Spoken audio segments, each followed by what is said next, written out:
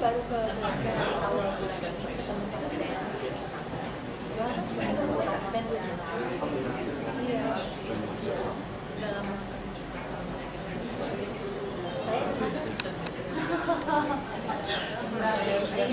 Kita messenger Bogor lagi bertanya-tanya lagi apakah aku mau PhD apa enggak sebenarnya, karena all my motivation for a PhD got struck sampai ada riset bahwa I want to learn how to do proper research and I think that PhD would be the best platform. Tapi ketika benar karena kan semua knowledge workshop segala macam ternyata enggak. Ya, I feel self with people. I really trusted yang bantuin waktu S2 segala macam. Mereka bilang if that's your motivation, then you learn how to do proper research by doing research.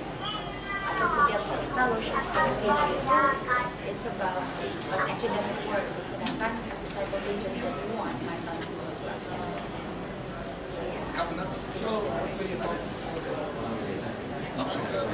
Then is having a headache. Manuel kan resign. Dia mau pensiun. Dia sama jadi while they're recruiting for bigger responsible positions, then you have to head to Thailand. Ya seru sih.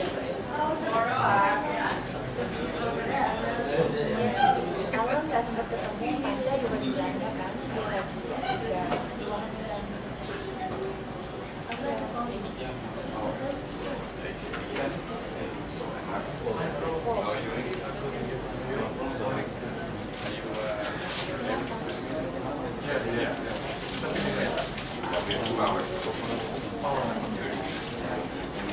Yang berapa lama di Indonesia?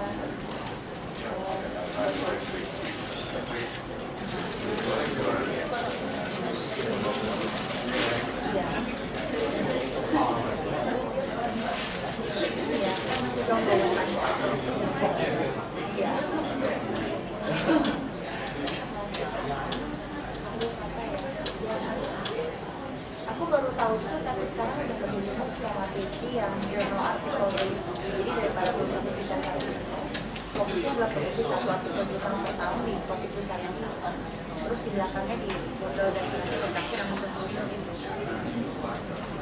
Ya, itu yang suit me better daripada disertasi.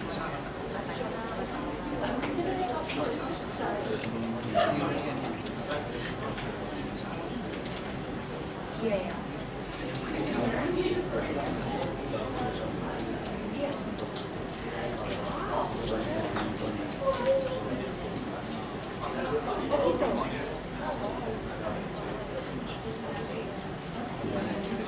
Iya, itu juga I'm considering options aja.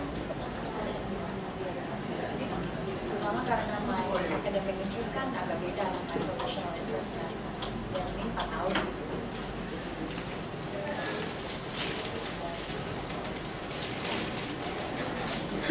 Iya, aku baru sekarang. Iya, baru kemarin. Masih sama kalau kita pernah ketemu 9 tahun. Masih sama orang bilang it's about time, jadi ya not a surprise for everyone. Bisa juga kalau bisa lu kenapa bawa semua salah satu dia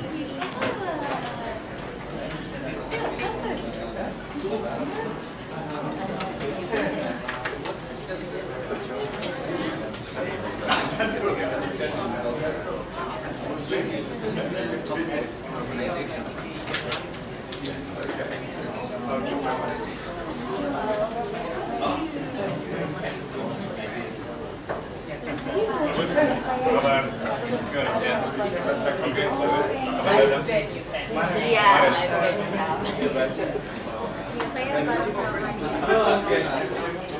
saya baru sama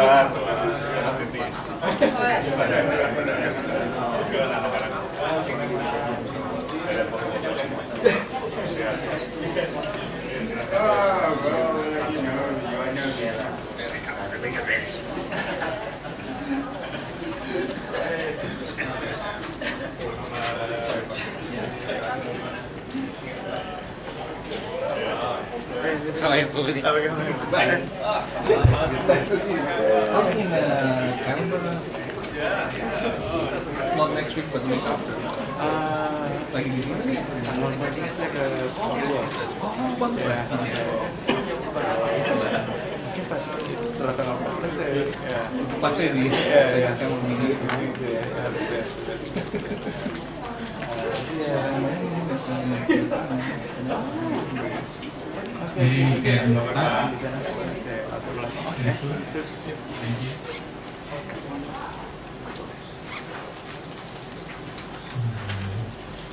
Assalamualaikum warahmatullahi wabarakatuh. Selamat pagi, good morning, salam sejahtera untuk kita semua.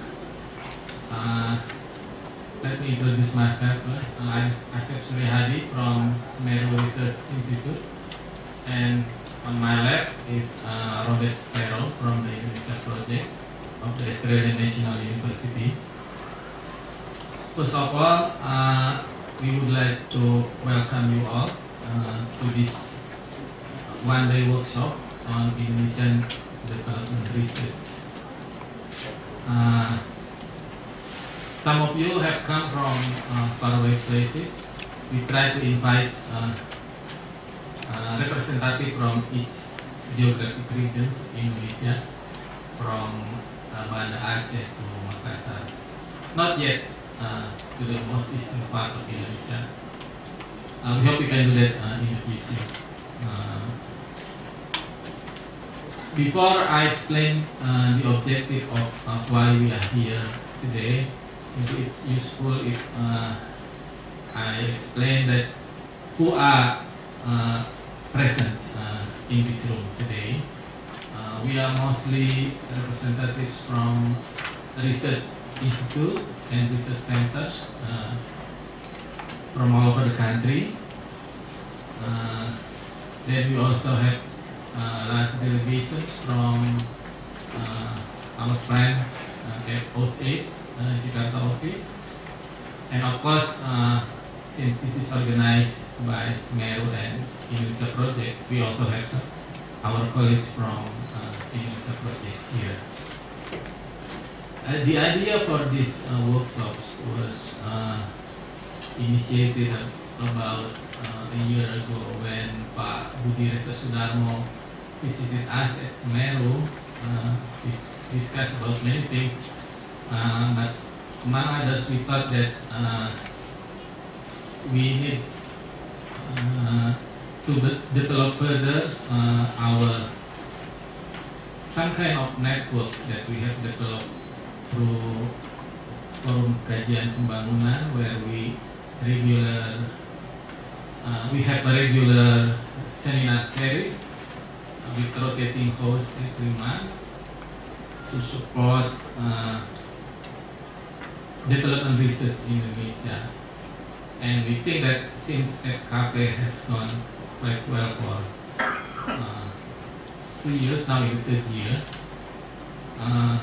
we should develop other component of research into this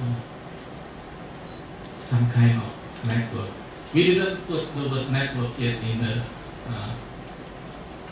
invitation and also here because it's not yet formed yet.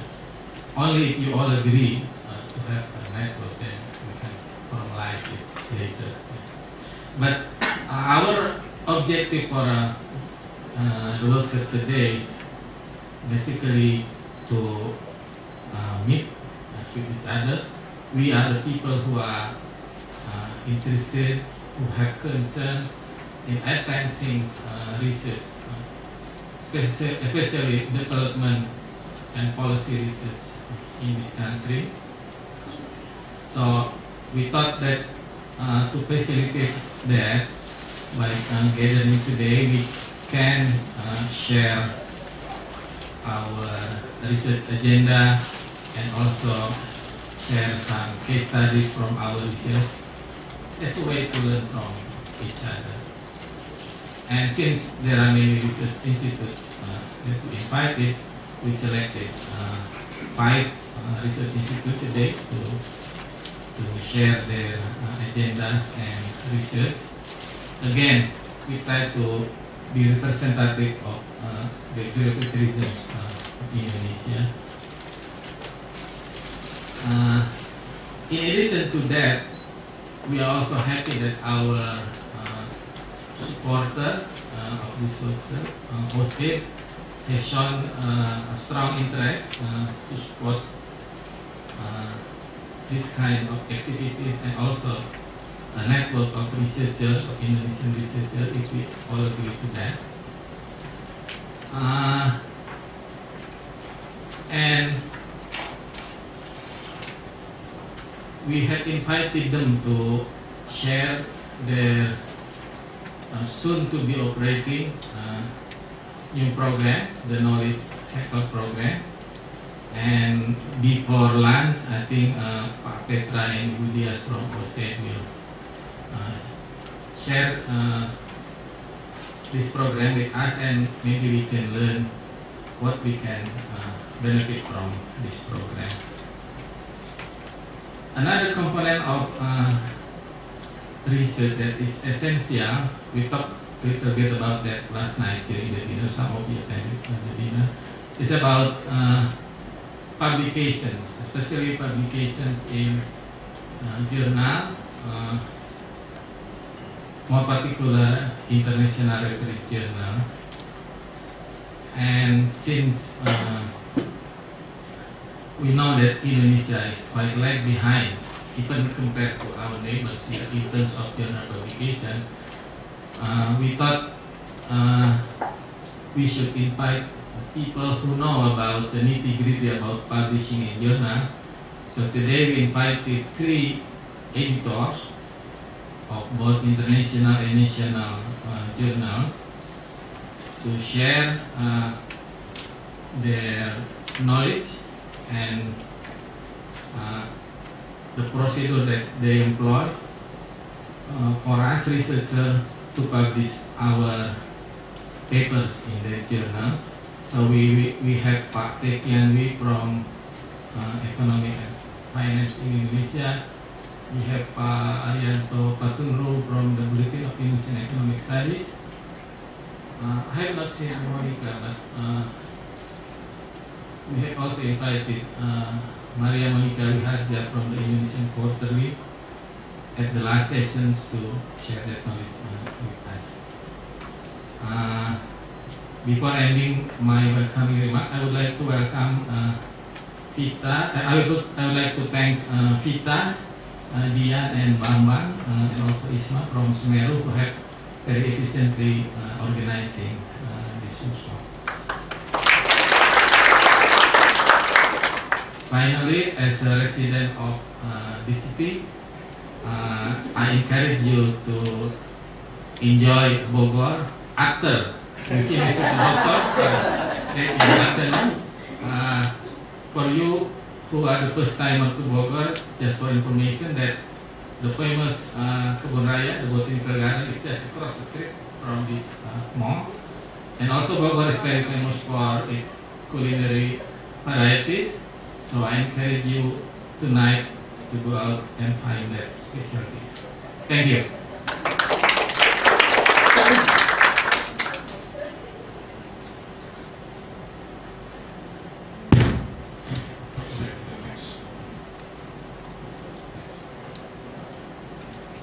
Okay, thank you all for coming from all over the country and even from Australia. We really appreciate that. That's actually, when we started planning this workshop, we thought, well, let's invite 20 people, and it kept growing and growing, and hopefully some more will add to the number today. But it was really a great deal of interest in the workshop. We're really happy with that. First of all, also let me thank Pak Asep from SMERU and the team from SMERU, Peter, Ian, and Bambang for organizing this workshop. Now, I'll keep it very brief. So before we start with the interesting part of the workshop, first session of presentations, I would just like to just add a bit of context to Asep's introduction of the workshop, and just inform you where it fits in the overall sort of activity by the Indonesian project. This is the first workshop as part of a large set of activities that we will be developing or rolling out in the next 3 years. And I'll say a little bit about the Indonesian project itself, for those who are not that familiar with it. There's actually 5 of us here today. So there's myself, I'm Bogor, as I just told you. I joined the Indonesian project last year, a year ago. There's also the head of the Indonesian project, Budi, Sudarmo, who I'm very glad he could make it and join us here. And then there's Daniel Surya Dharma, and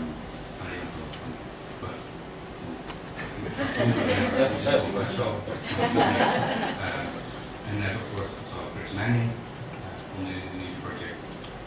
There's a rumor that he's retired, but he seems to appear everywhere still. We're happy that he's here also at this workshop. Now, the Indonesian project is almost 50 years old. It was started by Max Gordon, Professor Arndt. I'm confused with the name Max Gordon because it's the project is hosted at the Arndt Gordon Department of Economics. Arndt started or initiated the Indonesian project in the 1960s, and it's hosted at Arndt Gordon Department of Economics of the Bogor School of Policy. I say hosted because it actually involves people from other parts of AU as well, both economists and political scientists. And then the activities, a large number of people outside economics and political science also are involved. AU has a very large research community that focuses on Indonesia. This includes economists, political scientists, also anthropologists, demographers. And it's a very dynamic place when it comes to research in Indonesia.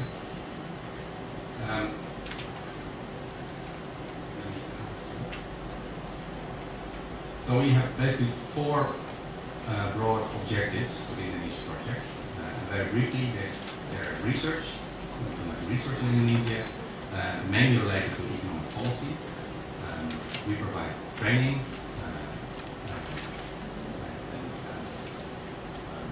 in particular for postgraduate students. And important as part of these projects is the dissemination of research results. I'll say a bit more about that later. And finally, engaging in public debate. For the 2 key objectives of the Indonesian projects related to research, dissemination of research results. In terms of research activities that are related to this objective, we're basically conducting research by AU staff, the Indonesian project staff. I mentioned here on the slide the research network. I'll say a bit more about that. Past has already started an introduction of that. I'll leave that for now. I'll say a bit more about that later on. We also supervise PhD students at AU, and we have a visitors program where every year Indonesian academics, a number of Indonesian academics visit AU for collaborative research and also to present their work at the Indonesian project. With regard to dissemination of research results, the flagship of our activities in Indonesia is a bulletin of Indonesian economic studies, which is also almost 50 years old and doing quite well. Our recent impact factors are what we call spectacular. We're already ranking somewhere on the top journals in economics. Another key activity in this project is the annual Indonesian update, which typically is held in September, and then also some related activities such as the book launches that follow up from the update in Jakarta and Canberra and Western Sydney. Then there's a number of other activities such as the high-level policy dialogue meetings, the Indonesian study group seminars in Canberra, the FAP meetings in Jakarta, which are hosted by a number of institutes. We also have a blog for discussion on socioeconomic. So just something a word about our sponsors. We are funded by OSAID and also the College of Asian Pacific at AU. And so indirectly we're also funding the workshop. We also have funding for various grants, research grants, and individual members. Now, let me say something about the research network. Now, we call this research network, but basically what it is a new set of activities by the Indonesian project that we set out basically in discussion with OSAID to formulate this new set of activities. And the main objective is basically supporting and strengthening the rigor of research, social economic research in Indonesia. In addition to that, our party, we will hope to stimulate a party to increase or stimulating or increasing research collaboration to Indonesian research, but also to Indonesian and Australian research organizations, universities, and research institutes. Now we have three sets of activities which we plan to start. We are starting today, which will be organized for the next 3 years. First, the research workshops, which we also hold annually. This is the first research workshop,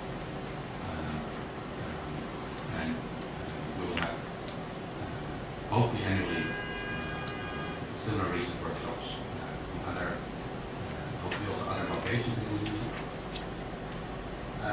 Next year, these research workshops will be extended with training programs, so short courses or master classes or workshops, mainly relating to research methods. But at this point, we haven't decided on what topics we would organize, or what methods or topics we would organize in workshops.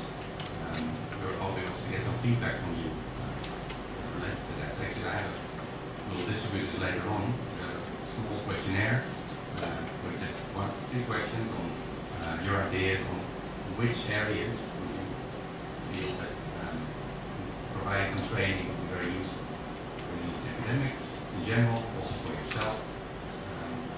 So please, we'll circulate these questionnaires today, and please send it either to me or to Vita or anyone else in the lead project.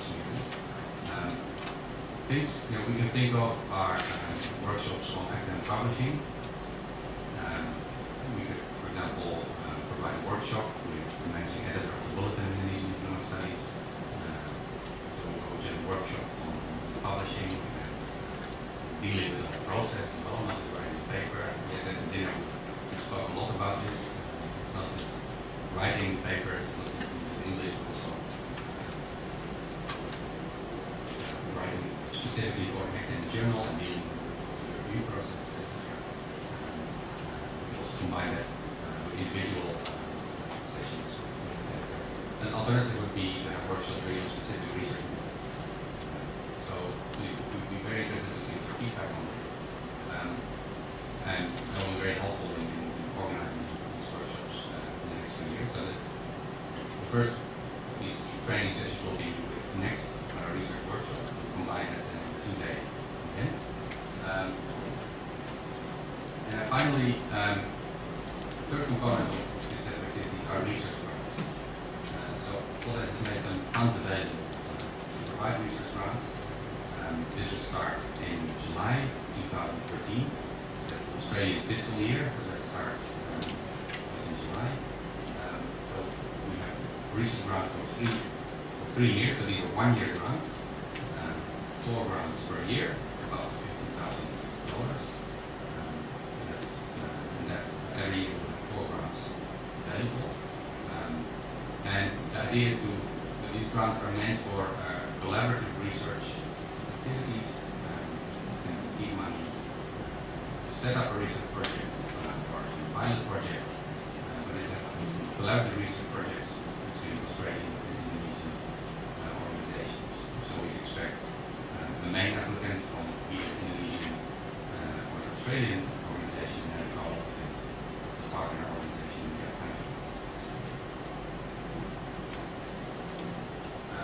So we will bring out a call next week.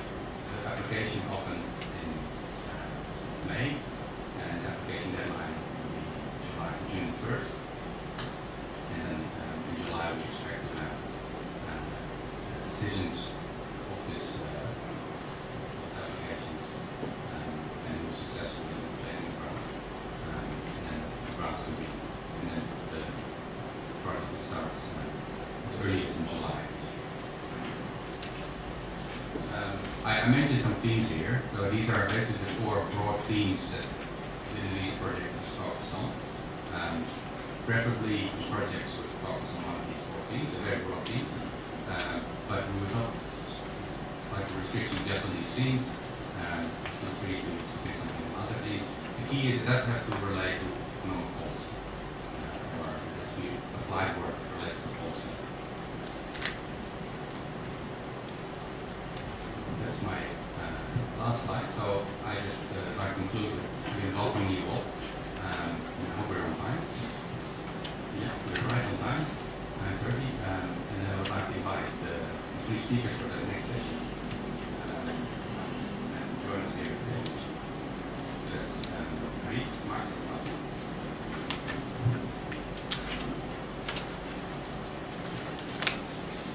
And I'm also the moderator. I'll just stay here.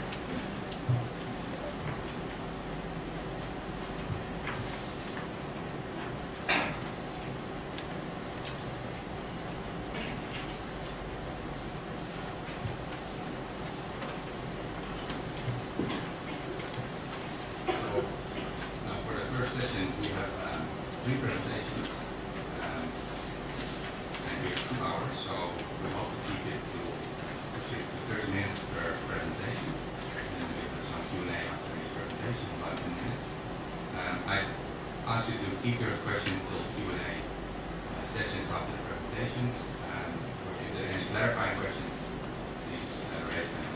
Please keep most of the questions in the Q&A sessions. So we have 3 presentations.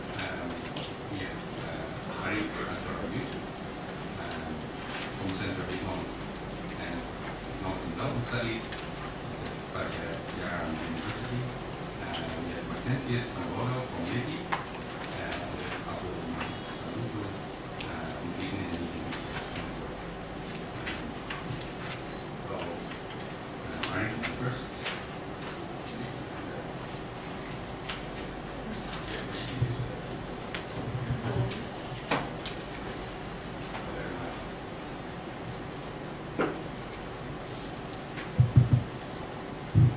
Morning, everyone. Morning. Prefer to stand up. So let me start with the lecture. This is a sharing experience of my last few years of managing Center for Economics and Development Science. Louder, please. Sorry, louder. Should scream. Yes. Yeah. Okay. So I'm going to title our presentation as what we think is our mandate, which is building the research institution. However, that's not all about us in research organizations. Society also expects us to do something else. Catalyst for social change, question mark. It's something that we can do at the same time. That's It's what make researchers in Australia or in other developed countries different. The research institution in Indonesia have two mandates here, so it's a hard job. How? That's what I think. And why? Why is that? That's what I want to share with you. So first of all, why do we need research institution actually? Why do I bother? There are already a few prominent ones. I hope that everyone here is like prominent. Here we have UI, we have SMERU, we have CSI, we have BP, we have BP, but Indonesia is a big country. We need more of those. We need more. This is not enough. That's the first question. Now I'm going to come back with the two mandates. It's always useful. It's always necessary to start with why. This is the book that I read with you. This is the book that I read with you. Comment today. We need to start with cost. Cost, very quick. So in my view, in our view, we have two costs. We have to ask two questions. The first is, why do we need to build a good research institution? Yeah. That's the first question. The first mandate, the first mission. The second one is why do we need to contribute to social change? So let's start by why do we need to build a good research institution? So I show you the reason why. This is because we lag behind. I lag behind in this. Many people are aware of this, but almost I think everyone here in this room underestimate the severity of the problems. So every year, Indonesia we produce less than 3,000 articles in journal article index is Scopus in international journal, while we have 200,000 lecturers. So it's something serious, and we are left behind compared to Malaysia, for example, Thailand. And here, for your reference, this is the number of articles published in international regulatory journals. In economics and econometrics, 24 last year. 24 articles. So one of you published last year. So trust me, you guys among the few. Okay, so and here's I'm listing selected universities. So UNPAD, for example, last year we published for all the disciplines 29 journal articles. And here's IPP, UGM, ITB, 5. And the next is Chulalongkorn University, number 1708. And Mahidol, Thailand, this is Malaysia, 3056. And this is Australia, Sydney University. So this is the gap. So if you guys think that we have problem, yes, but I think you guys underestimate the problem. So I just want to remind you that. And this is something else I'd like to share. Just want to show you how a country like Malaysia can do something about it and effectively. This is Malaysia, grade 1 in 2000. During the 10 years, they managed to reform their higher education institution through creating a good system of incentives, so increase to this much, and then passing Thailand. So our neighbor Malaysia can do it, why can't we? So that's the message I'm trying to share with you. Okay. And why I'm so concerned about this? Why I'm so concerned about this journalistic publication? Why? Because the only solid indicator for research output is people. And as a humankind, the key to civilization is the advancement of scientific knowledge. And this is the last night I just assembled these pictures. On the horizontal axis is the log of the number of journal articles in international reference journals for the last 10 or so years. And this is economic growth annually of GDP per person and production per quality for the last 10 years. So this is consistent with my belief. If we want to have a solid foundation for sustainable growth, this is it. Okay, now come to the second question. Why we need to contribute to social change? It's simple, because as a research, there is a blessing in disguise. We won't lack of research question. We have a lot of problems. We have a lot of problems. So Indonesia is still a country with millions of serious problems. Still is. We cannot be, or many of us here, we cannot have 100 publications in article academic journal, but going out to the street, there are so many problems in this country. Not like in Australia or any other place in the world. People are still poor. More than 100 million people still live below 12,000 per year, per day. More than 100 million. $2 purchasing power parity is 12,000. More than 100 million. And then we have persistent and rising inequality in development outcomes. The problem of inequality is underestimated. Why? Because we are not 0.41. But remember, this is measured in consumption. If you share in income, I guess it's more than 0.5 or even 0.6. It's worse. And then inequality in income is correlated with social conditions.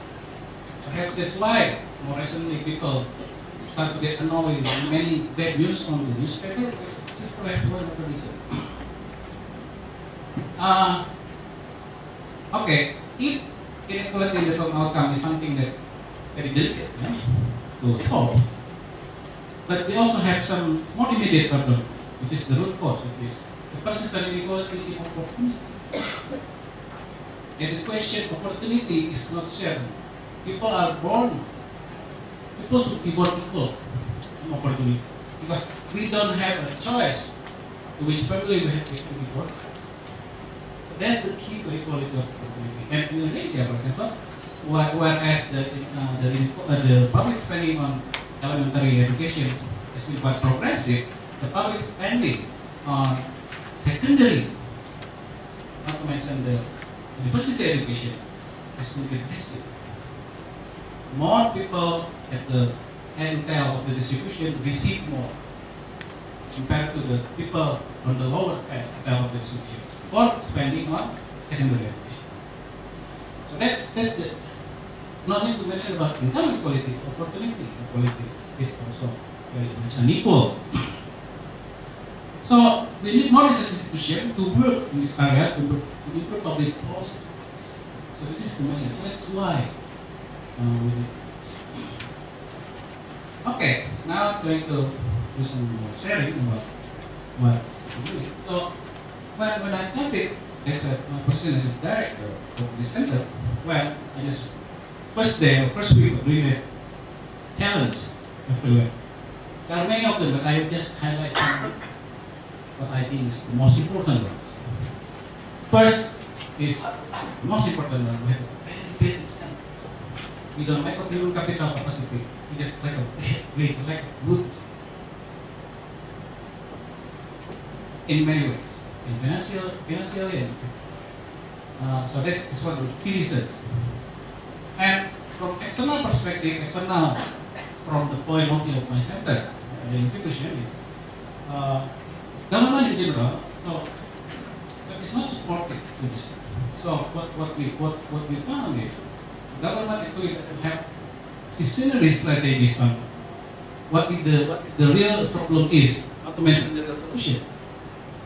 So they don't see it. So they see that, okay, we are lagging behind Malaysia, for example, in terms of application, but the solution that offer something that very inappropriate.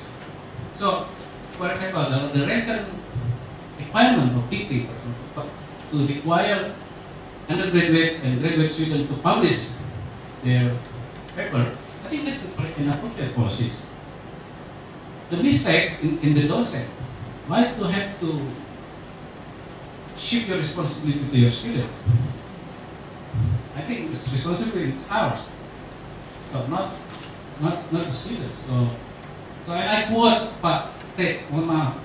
Ya itu should be PhD. Yes. Ya, record ini saya senang sekali. So basically, it brought your lives and analytical capacity to provide the public and debate on higher education countries. This is very strong, but I like it. That's the key. That's the key. I just want to share something that I always remember. One day, official from the kid presented in a seminar, and I raised a question. I said that during my time of PhD study in Canberra, for 4 years, I managed to publish 6 journal articles in international journals. The article in international that in the journal doesn't have anything to do with my PhD studies. And I asked, will you include that as a credit for me? He said that no. Because that's where any article published while you are doing PhD will not be used as credit for your whatever promotion. And I will make sure this is good. I'll make sure if you submit it, I will be the one.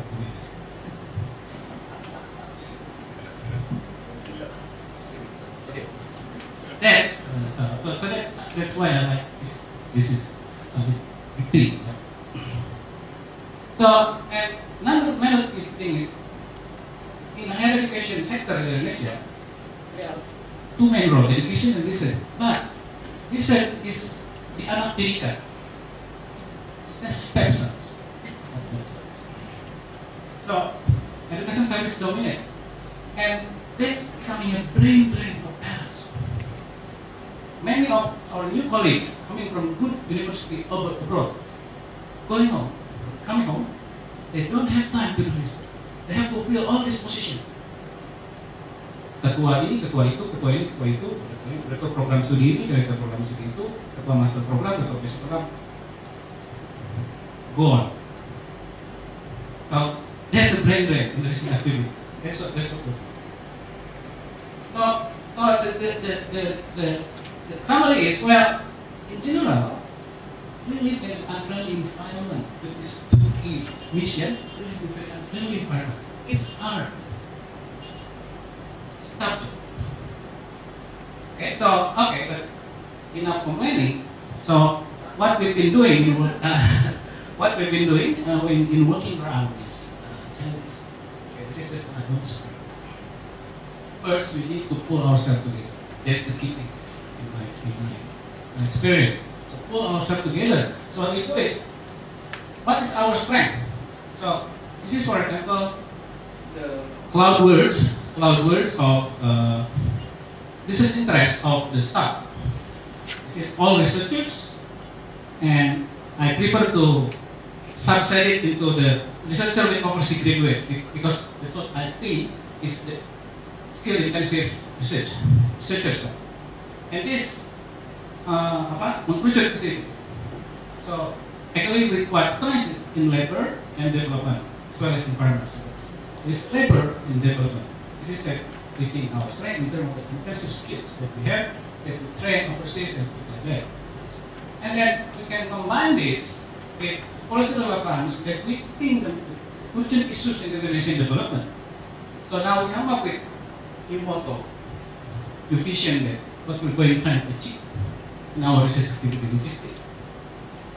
One, the Indonesian economy is better and more. So that will be our key theme for our research activities. And we have the critical mass. That's a very important one. Otherwise, no. We have the critical mass now. It's very, very different than a long time ago. But I just want to share with you. This is the cloud words of overseas education of our researchers. So bigger fonts mean bigger portion. So this is for all our researchers, and this is for our younger generation. Thank you very much for Australian aid. Thank you very much. This is the younger generation of overseas graduate education. You didn't mention Japan. Yeah, but not much. It's small, cannot see.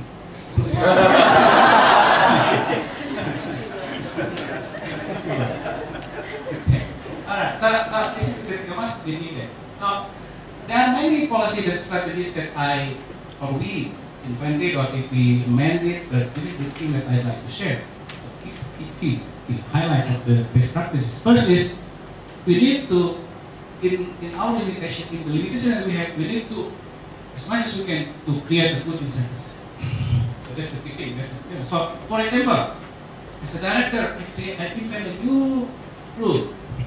For example, we have many research projects, pretty much very academic, many of them consulting work. But I require that for project, no exceptions.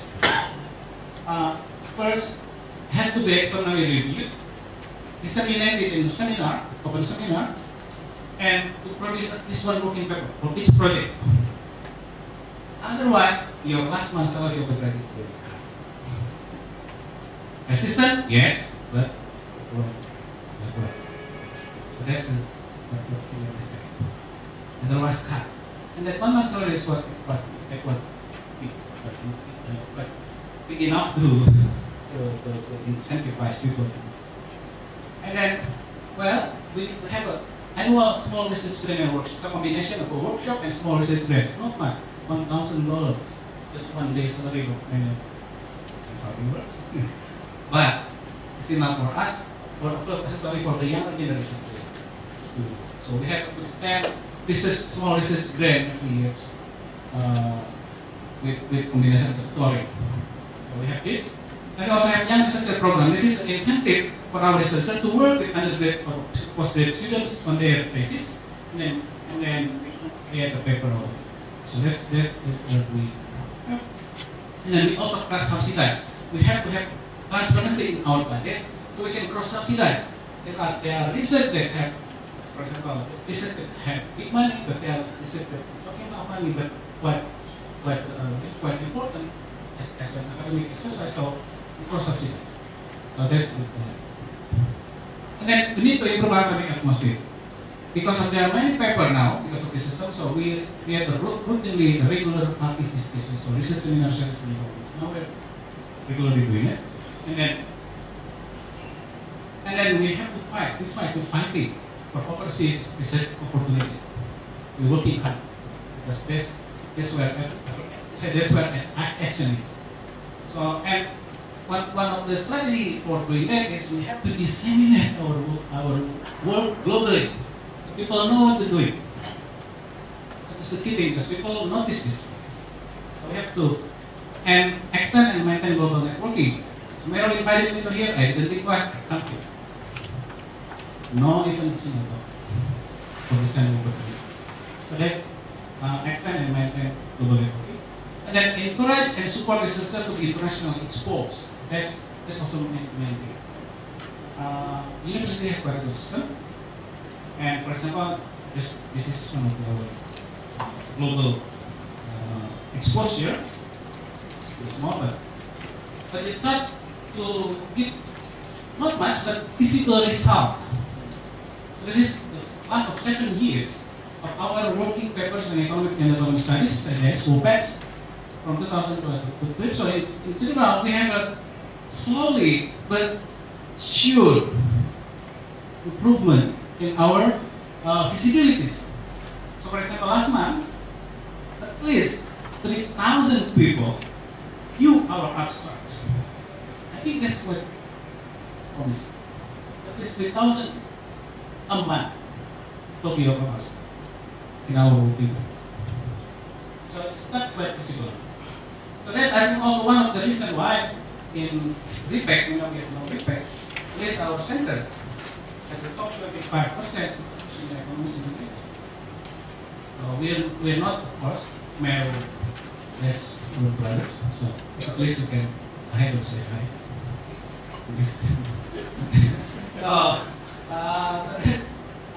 Okay, now for the last part, I'm going to share, because I need to share some work, so I'm going to share a little small thing. So this is a highlight from one of the current projects. There are many projects I just shared. GDN project is a global development network project.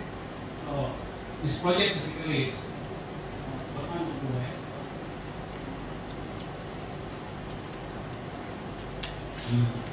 so this is a global project. So basically to improve public expenditures.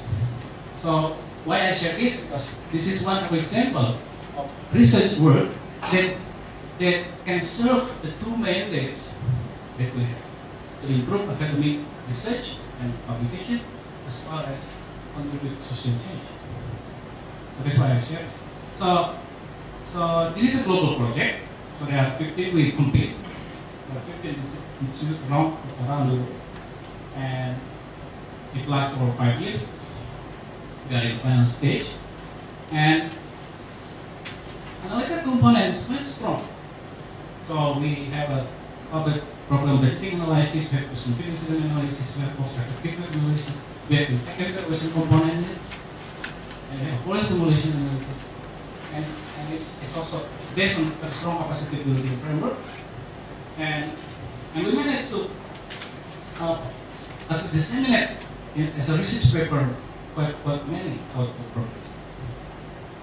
So, for example, we have this teacher certification in Indonesia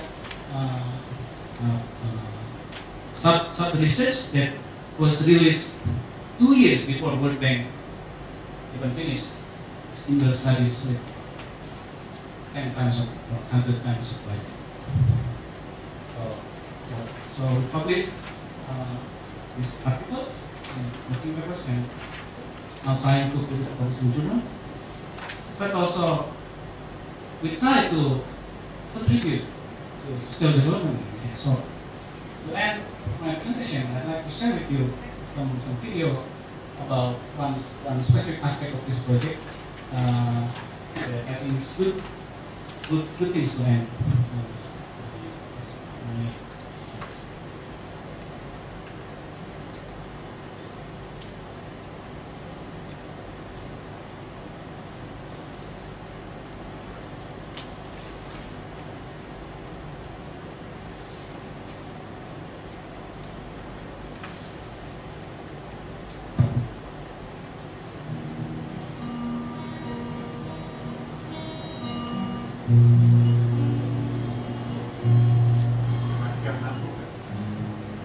The HIV epidemic in Indonesia is among the fastest growing in Asia. According to the National AIDS Commission of Indonesia, in 2009, there were more than 330,000 adults living with HIV.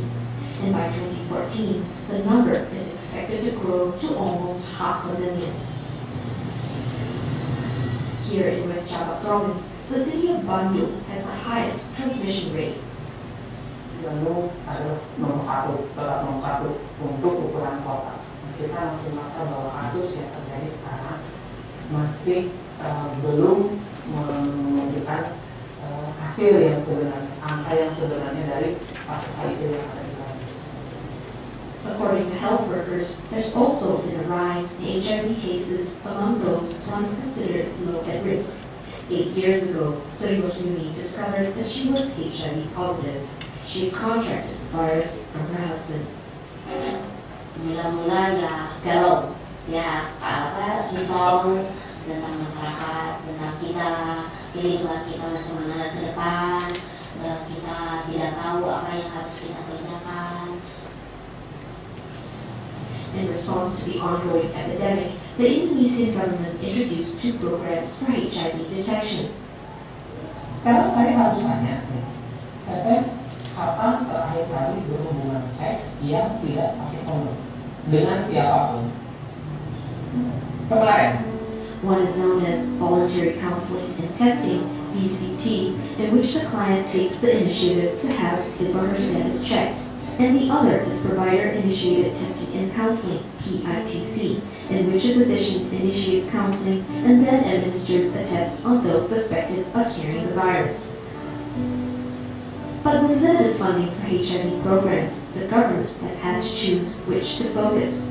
With the support of Global Development Network, researcher Ariadna Sireira from the Center for Economics and Development Studies conducted a research to measure the cost-effectiveness of the 2 programs. The center is part of Pajajaran University. Health expenditure in Indonesia is relatively low in the first place, and you can imagine the HIV expenditure is even lower as well. So because we have such limited money, so I think it's quite important to do an economic evaluation for any intervention with HIV actually. So we know that we spend the money on the correct intervention. The study found that the unit cost of service utilization per HIV positive cases detected is higher for provider-initiated testing and counseling than voluntary counseling and testing. What also emerged from the study is that the voluntary program seems to result in a time gain of 2 to 3 years, allowing more time for treatment and care of detected patients. This makes voluntary counseling and testing more cost-effective. This finding is crucial in helping policymakers on the national and district level to shape decisions, says Dr. Denny K. Sunjaya, former health ministry employee turned academician. In this decentralization situation, we need some group to product research. We need all of the product of ARI, CIDS research to convince the people in government or parliament that it is very important.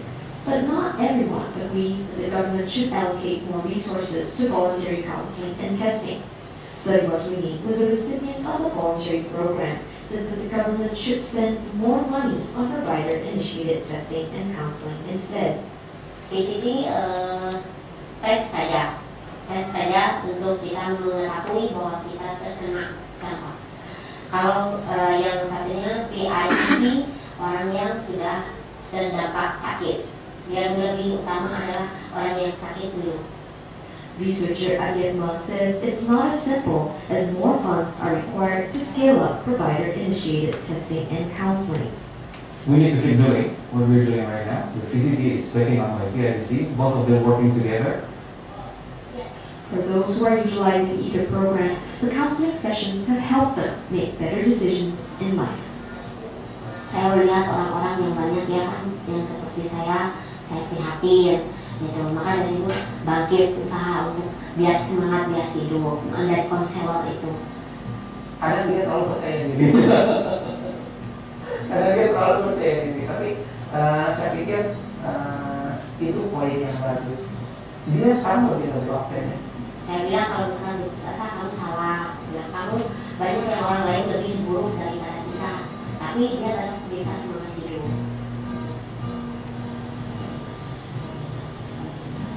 Tetap hidup, jangan menyerah.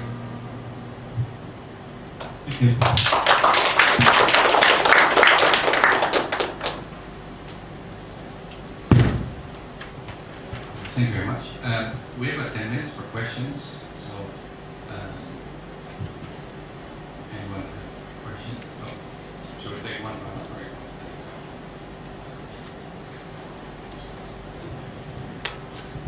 Oh, sorry, could you please, before you ask a question, identify yourself?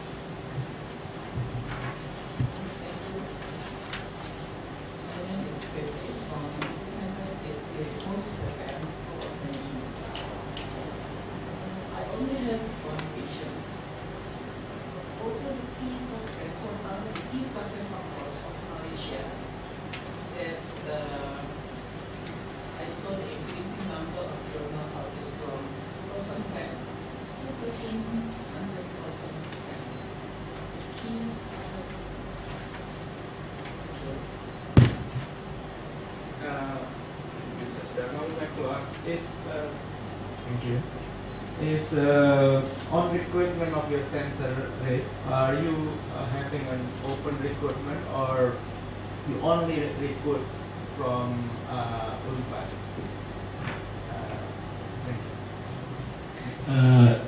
The first question is about Malaysia. I haven't done thorough studies, but what I observed from the data during as almost the same time, Malaysia raised its education expenditure spending very much rapidly in terms of the GDP. That's what I saw from the data. And second one, from my observation and also from observation of a few friends of mine who work in Malaysia, and also from many of our colleagues who also did PhD study or graduate study in Malaysia, the salary of Malaysian academics. So, if for example the ratio of Malaysia publication to our publication is 10 to 1. So my simple calculation said that the ratio of the Malaysian academic salary to Indonesian salaries is also almost 10 to 1. So I think the key to this is increasing the incentives of academics. So but I need more further studies or systematic studies, and I think I don't see any of our officials or people responsible for this are seriously going to Malaysia and ask. So that's on Pak Budi. That's what our weakness is in terms of the docent recruitment, lecturer recruitment. From lecturer recruitment in Indonesia, I think not only in Pajajaran University, we are pretty much close to outsiders. This is very sad. Not like in, so we are more prefer to have new lecturer which is graduated from UNPAD, from UTM. And I think it applies to most universities in Indonesia. But for our center, I have a quite different policy. So because in our center we have a researcher who are lecturers, but also a lecturer who are non-lecturers, which is not PNS, civil servants. So I recruit this openly. So if I found someone that is promising, so I said that look, you can work here with projects.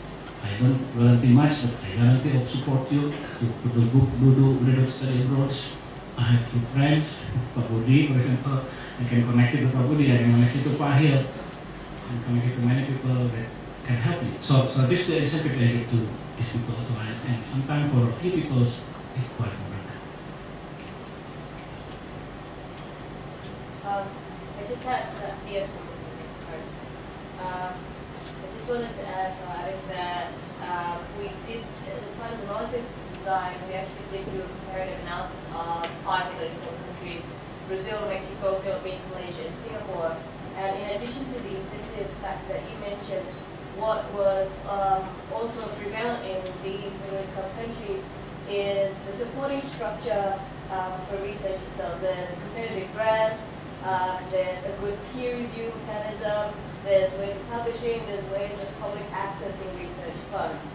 So yes, incentives is one factor, investment in research is another factor, but the fact that the government seriously takes this and then builds the infrastructure to facilitate the channeling of those incentives and those funds, I think is also a very important factor in all of these countries.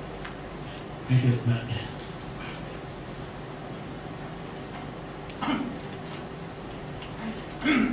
I think a major factor why Indonesians publish review is that their English proficiency is very poor.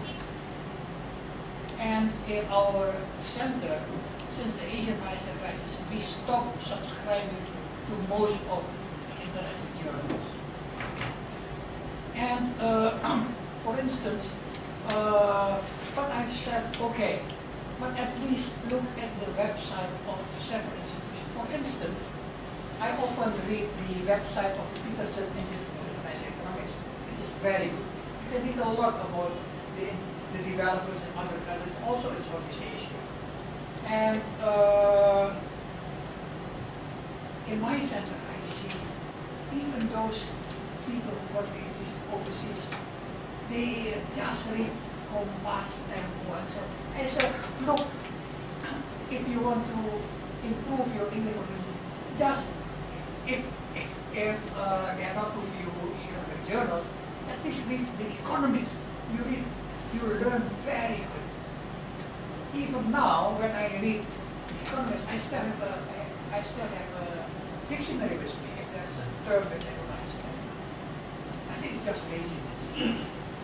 We are too parochial. Okay, yeah, a bit just with this one. That's what I always tell my colleague, because I think only in the last 5 years, but we have access to journals to read. And I said to myself, look, we cannot write before reading. We have to read first and write. So how can we expect to write if we don't have access to journals? So now we have journals that can be accessed by us, but still limited, still limited too. And then for me, I'm very lucky because I'm actually in Jam Fellow at the ANU. I still have access to the big library of ANU. Let's thank you to hospital for this. for networking. But this is only for individual. What about the other? Yes. We have 2 more questions to answer those.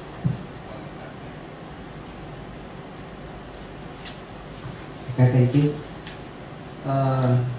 Pak Arif, could you please share about how the structure of the set in your university? Is that under the faculty or under the university?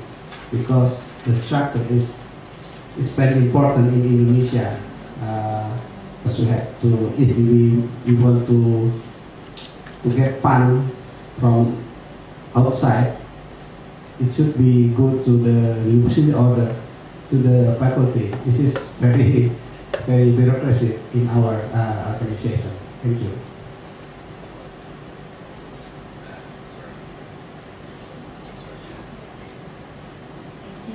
I just want to ask that Alex said in his first question about building a research institute to support as a catalyst for social change.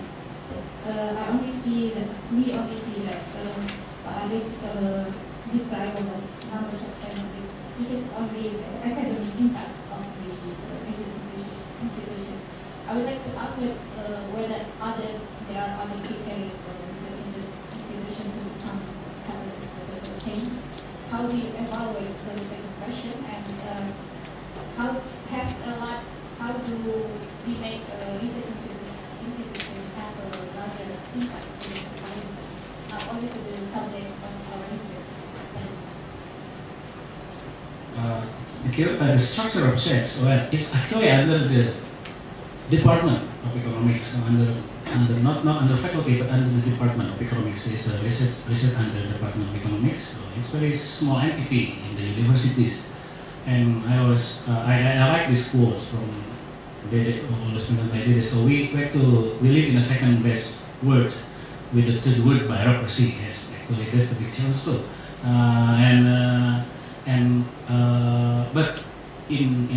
But the structure of our center is, I don't know, it's in such a way that we keep quite independence in managing our money that we have. As long as the money goes through the university first. So the money goes to the university first. So it takes a while. But since we have the independence in managing, so we managed to pull part fund to work around the lag in terms of the administration of money. But money has to go to rector account for our case. Yeah. So, but we are lucky too, because now our vice rector is quite progressive. Vice rector for academic affairs. So for the second issues, yes, actually that's the big part of the whole work.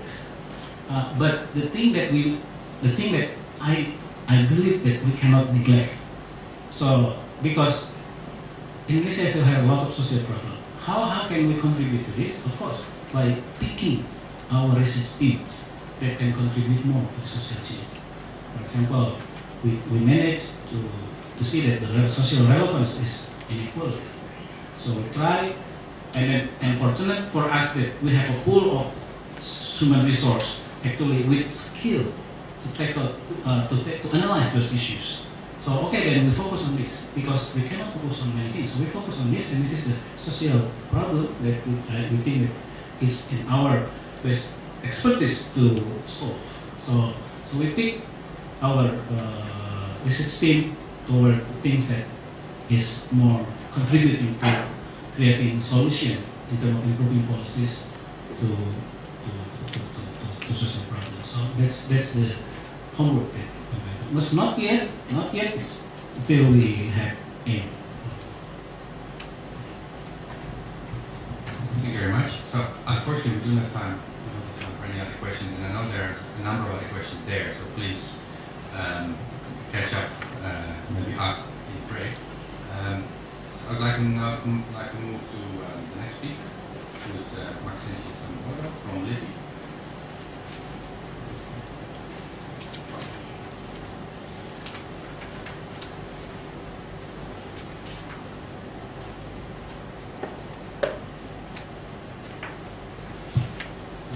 Good morning, ladies and gentlemen. First of all, I would like to thank to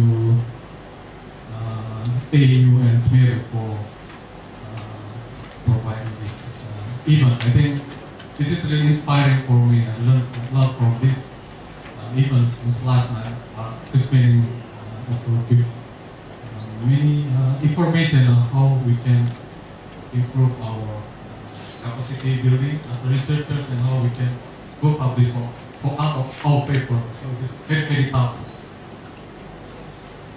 Okay, I think I would like to start my presentation by provide some brief review about LIPI. LIPI was formed by Keputusan Presiden in 1967, so it's almost 46 years. And the latest regulation that touched to LIPI is Keputusan Presiden number 100 2001. It's about lembaga pemerintah non-departemen, non-ministerial government institution. I think between 1967 and 2001 there's some regulation. I think Pak Teh can we will have more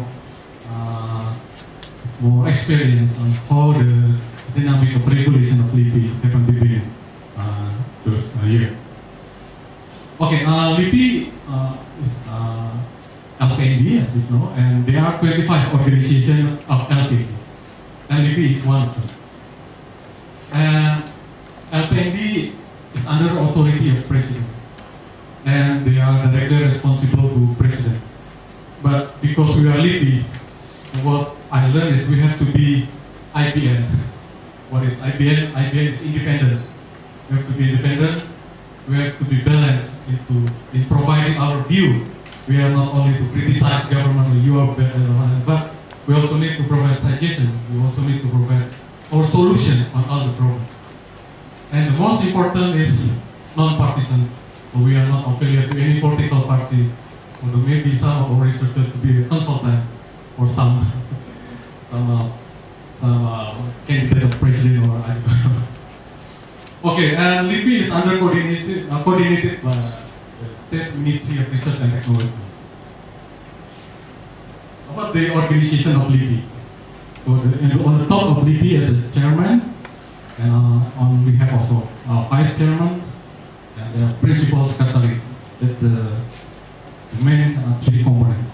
And we have 5 deputy for earth sciences, for life sciences, for engineering sciences, deputy for social and humanity sciences, and deputy for scientific services. Under the deputy for social and humanity sciences, we have 5 research centers.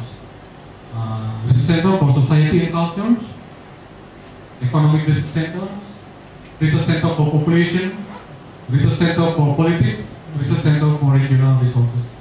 So now I'm working in Economic Research Center, so that's the topic that I'm going to share. Economic Research Centers, what is our vision, mission, output, and focus? Our vision is to be the center of excellence and take time of economic development in Indonesia. We have 3 missions here. First, to contribute for development of economics, and then to provide direction for conducting research in economic development, and finally, to give solution on economic and social problems. What is the output of our centers? We provide scientific report, academic publication, and brief scientific view to the government. Sometimes our president asks our center to give such view on subsidy like that, or on renewable energy, or so many things. So we try to make kind of brief note to the president just for 3 or 4 pages. And in our center, there are 3 focus areas. First, industry and trade, and then rural development, and finance and banking. Because we are belong to government, so our research topic need to touch to the government program. So for national priority 2009 and 2014, there are 11 of national priority.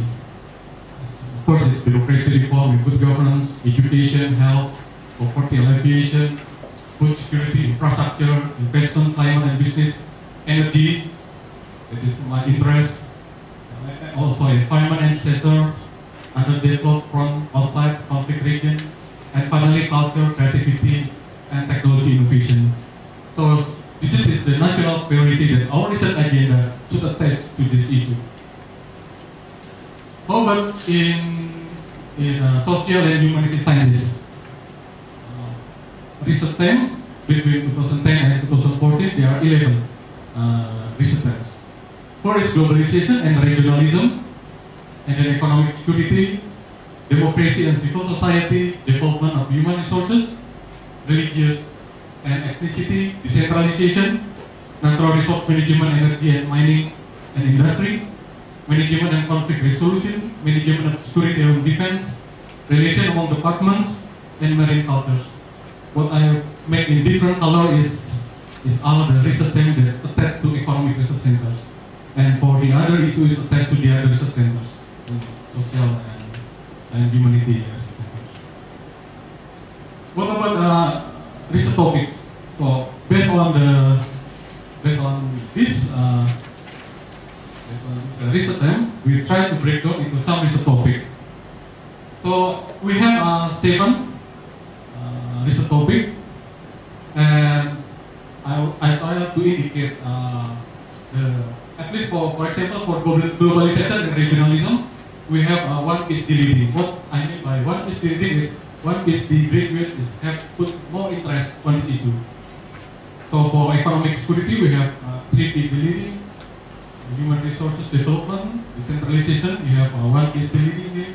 Natural resource management, energy and industry, relation among departments, marine and culture. So this is the research topic. And after that, we break down the research topic into some of issue, or could be the title of our study. For example, in the case of globalization and regionalism, we have economic integration in East Asia and Pacific. We also have a topic on Asian Economic Community, economic cooperation between Indonesia, Japan, and Europe, economic cooperation with Organization of Islamic Cooperation. For the economic security, we have Islamic economics. Some of our researchers also have interest on Islamic economics. Mostly they are graduated from University of Indonesia. So they also conduct research on such as wakaf, Syariah bank, halal products, and for small medium enterprise, creative industry, poverty measurement, disparity, economic growth, and CSR. For human resource development, the research topic is about wage and productivity, and also remuneration for civil servants. For decentralization, we have some research topic here about resource management of local government, business environment, local regulation and investment, bureaucracy and business, economic cooperation among government and infrastructure. And for natural resource management, energy and industry, we focus on new and renewable energy, on energy utilization, global warming and energy sectors. And for relation among departments, we focus on economic cooperation between government and private sector. We have the public-private partnership. So we have maybe since the last 3 years we conduct research on public-private partnerships. And also for marine cultures, we also have one PhD here. The focus on this part is about optimization of marine resources, economic life of fishermen, marine product, fishery, and the others. So how the money come from? First of all, it's from APBN, from central government. So we have four kind of research projects that get fund from central government for thematic. The thematic is aim to enhance core competence of researchers. So for the thematic, what I explained before here is on the thematic topics. For thematic topic, we get 4 researchers involved in for each title of study. And also for competitive project is really strategic issue and involves many researchers from the other research centers, not only economics but also maybe anthropologists, engineering and the others. And next for local science and technology, ITECDA is on the application of technology to improve productivity for small and medium enterprise and so on. I think many universities involved in this project. And specialty nowadays, economic research centers need to carry research also on electric cars and conflict in Lampung and the others. So we get specialty from government to do this study. And also the other funding comes from MIX. What we call MIX is collaboration, swakawala. So for example, one researcher of our center to be a narasumber in one research project. So all the administrative matters managed by the other institution. And also we have PNBP, State Revenue Non-Tax. But it's very small, mostly on collaboration. About the human resources in our centers, for undergrad we have 6, for master we have 23 researchers, for doctor we have 9, 6 from Australia, 2 from Japan and 1 from Netherlands. Thank you for Australians for generous scholarships. And for the all researchers, 14 researchers is Australian alumni, so we are really Australian mafia in our center actually. And then so the total researchers, we have 38 researchers and we have 21 supporting staff. So 59 researchers and staff in our center. Now I would like to share our case study on green energy. So why we focus on this issue? First of all, we look on the presidential regulation that we tend to get the optimal energy mix in 2025. So, as we see, the share of renewable energy, biofuels, geothermal, new and renewable, will be above 15%. But in fact, in 2011, the share is still around 5%. So it still need more effort to improve this share. And then if you look on the situation of primary energy consumption by fuel in 2010, and compare Indonesia, China, and India.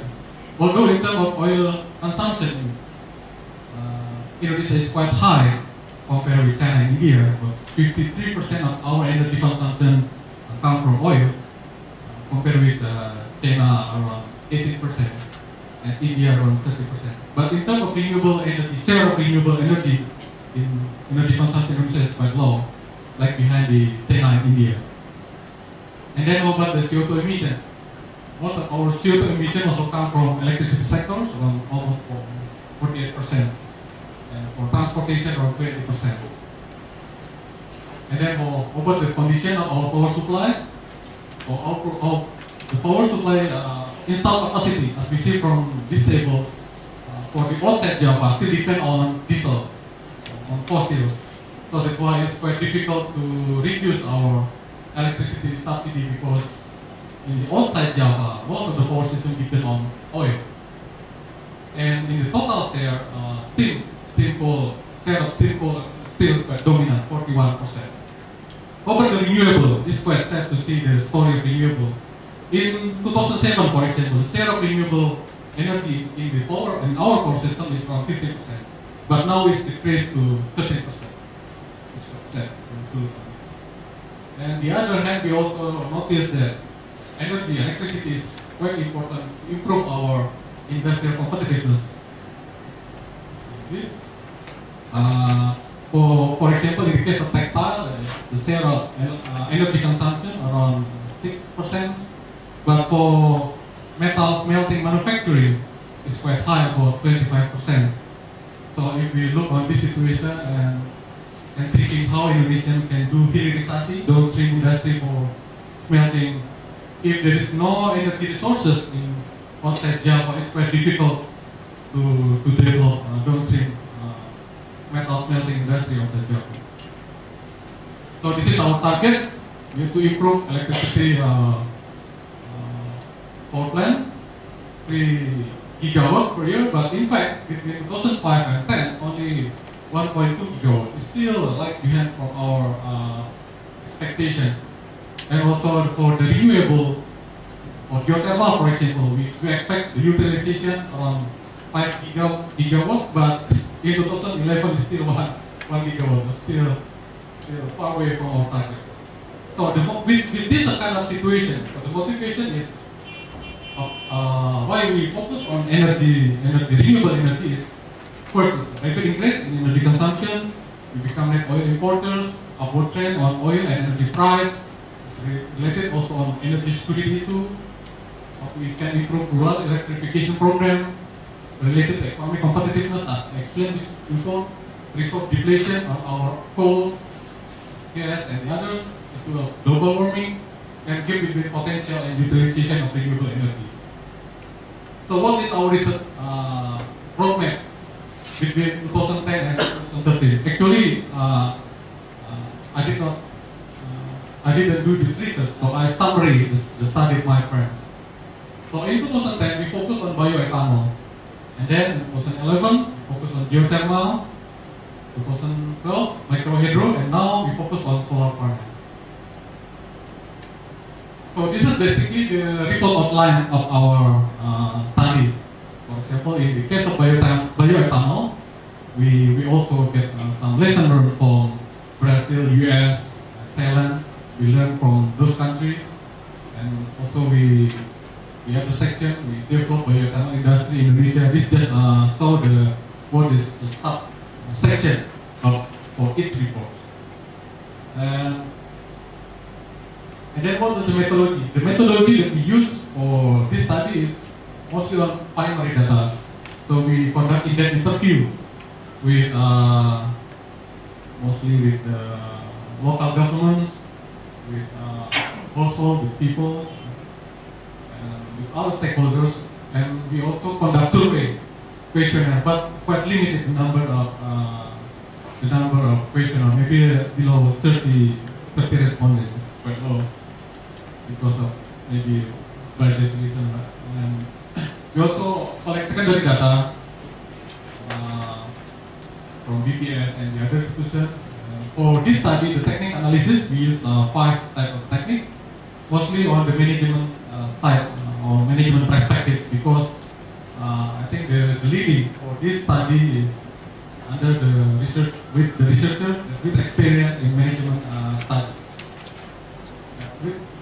Space, strategic position and action evaluation analysis, qualitative strategic planning metrics, financial evaluation, we calculate NPV, benefit cost, and also comparative study, as we see before, lesson learned, and value chain. So I make a summary of this study. So for the SWOT analysis for bioethanol, for example, our proposed strategy is we need kind of production targeting. So we can also put kind of mandatory fuel mix for bioethanol, and also how we can promote sustainable energy farming. And also we combine between the strength and weakness. Our strategy, we propose a research collaboration and promoting non-food sources. Actually, some of our strategy has been adopted by government and follow up with ministry regulation and the others. So we are quite happy with this study. And also for the geothermal, for our SWOT analysis, actually we propose also one feed-in tariff, and government since the last 3 years also issue feed-in tariff on geothermal. But maybe we also propose maybe government need to evaluate this feed-in tariff, even because it seems the private sector is still have a quite high risk to do exploration. So that's why later in our recommendation we put several suggestions to the government. And also it is also important in our suggestion to to provide kind of training on option, because many local staff they cannot understand how to do kind of lelang and the others. So we suggest government to prepare this training. And next, for the micro hydro, we also give some suggestion in our study, such as also promoting training, because after government constructs so many micro hydro in many regions, but there is kind of lack in skill labor to maintain.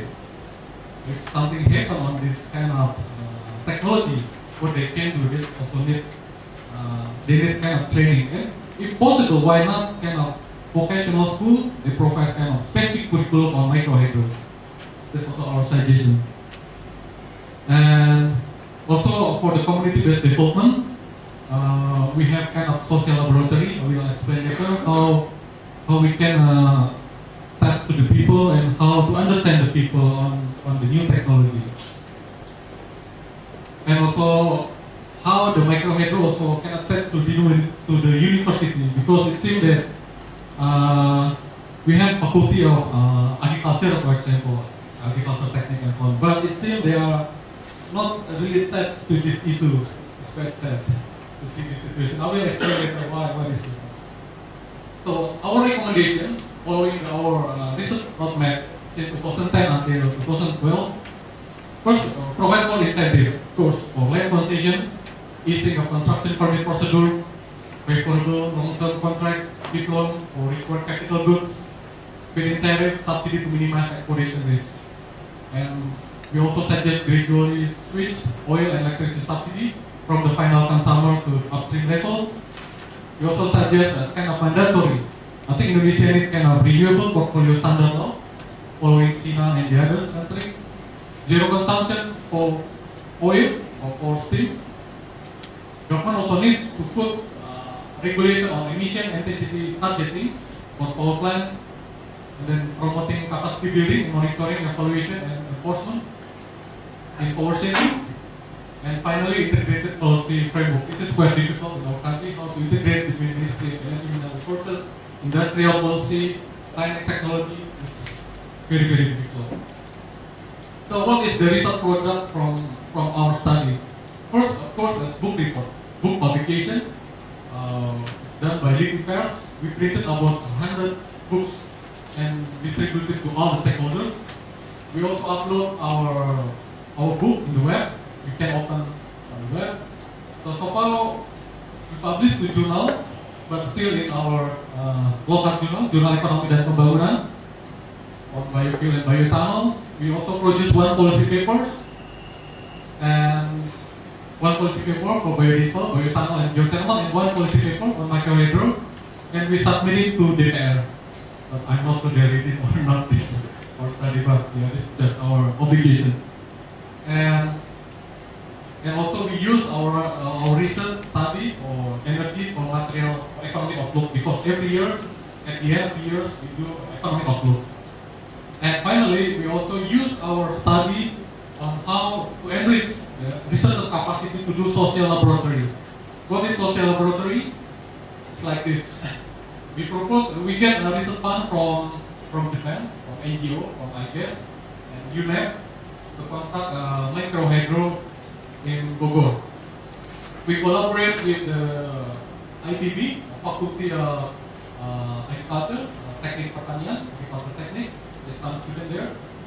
And we also conduct an interview with the local people, how the electricity situation, how the electricity can help to improve the productivity and so on. And we also try to ask how we can manage hydropower effectively, like that. So this is in 2009, and this is in 2012. You see the micro hydro already operate, and this is help the small scale micro enterprise. They made SUS maker. So for the sewing machine, they get electricity from micro hydro. So this is really touch program to the community and couple of the people. And we use our knowledge from our study how to manage this activity. Unfortunately, because the budget is so short, so budget is almost finished. This is a CSR project actually for researchers because we didn't get any financial reward, so we are do just for our community with free to people. So I'm very proud to all my researchers in economic research. Even they don't get nothing, but they go to the people, try to communicate. This is really amazing for me. Because it's quite difficult with this situation in Jakarta. No money, no work, but economic research can prove that we can work together with people even without much financial reward. And because the funding is almost run out, so now since the last 2 years, we try to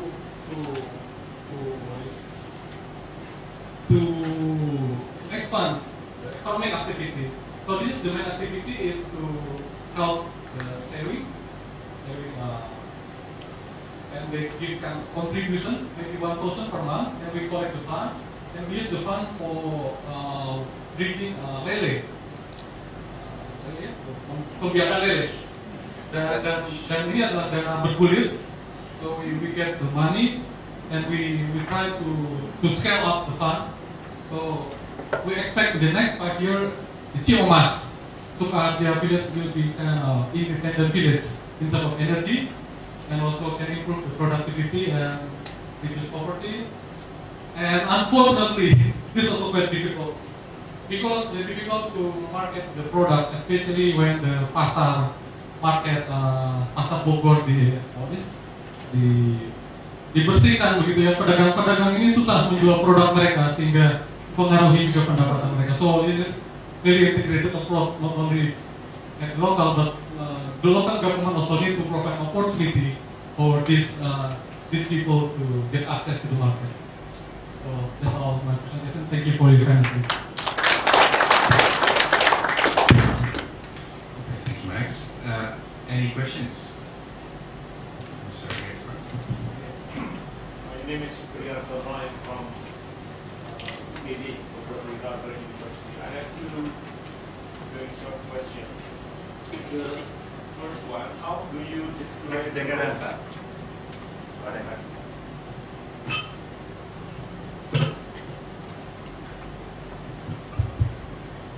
my first question is, how do you describe the role of LIPI and the development of public policies in Indonesia?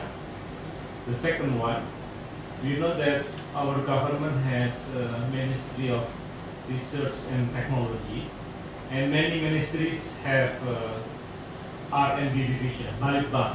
So how does the government coordinate the roles of those research-related organizations? Thank you.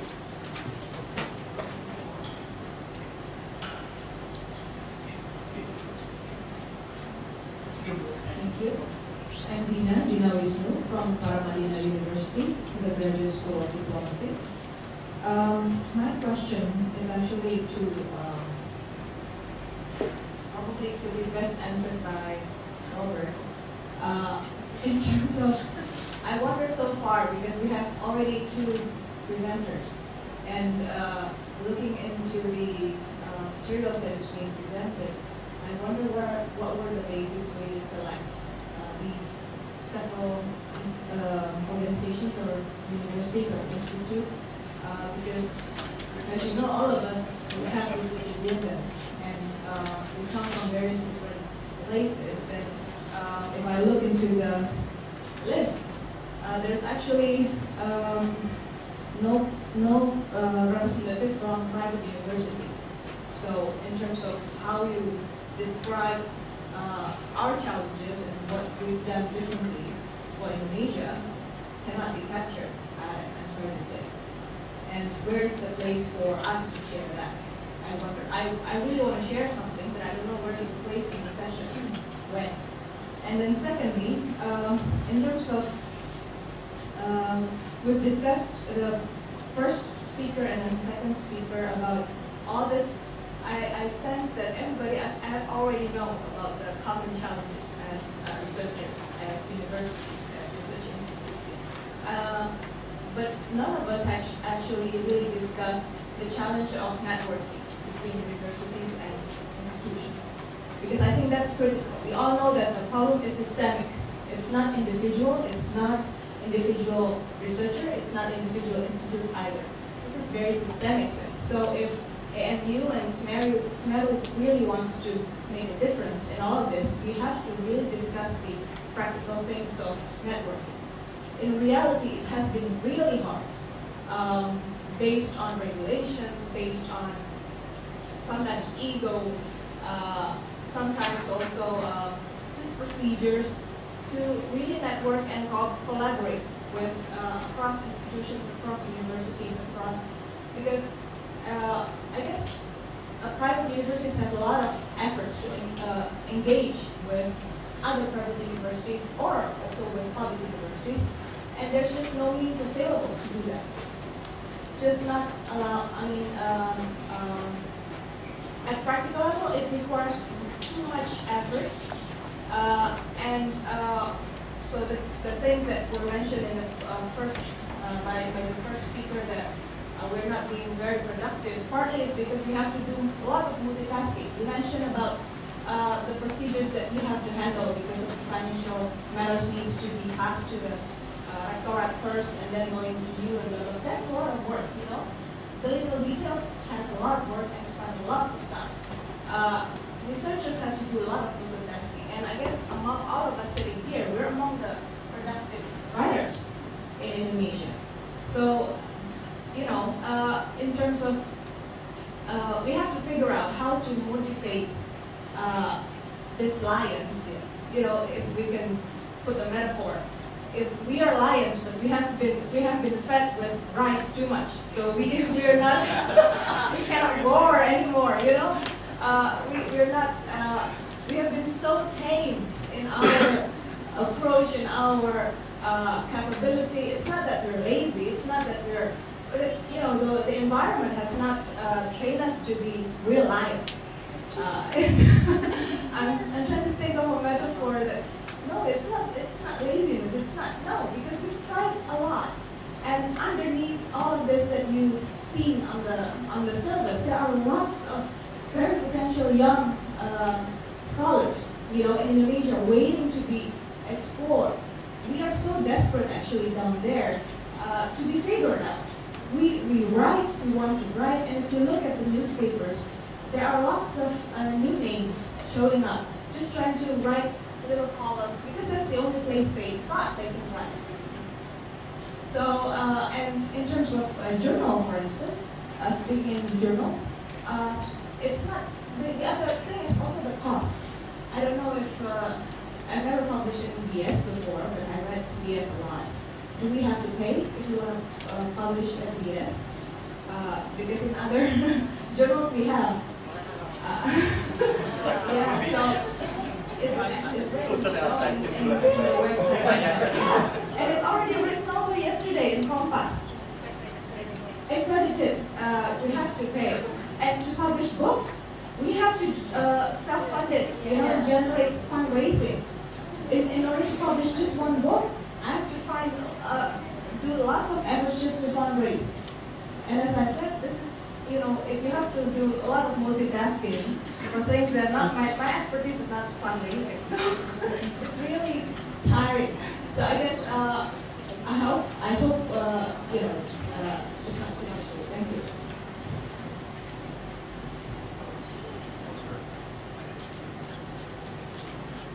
Thank you. You say your question regarding the role of LIPI in the development of public policy. Okay.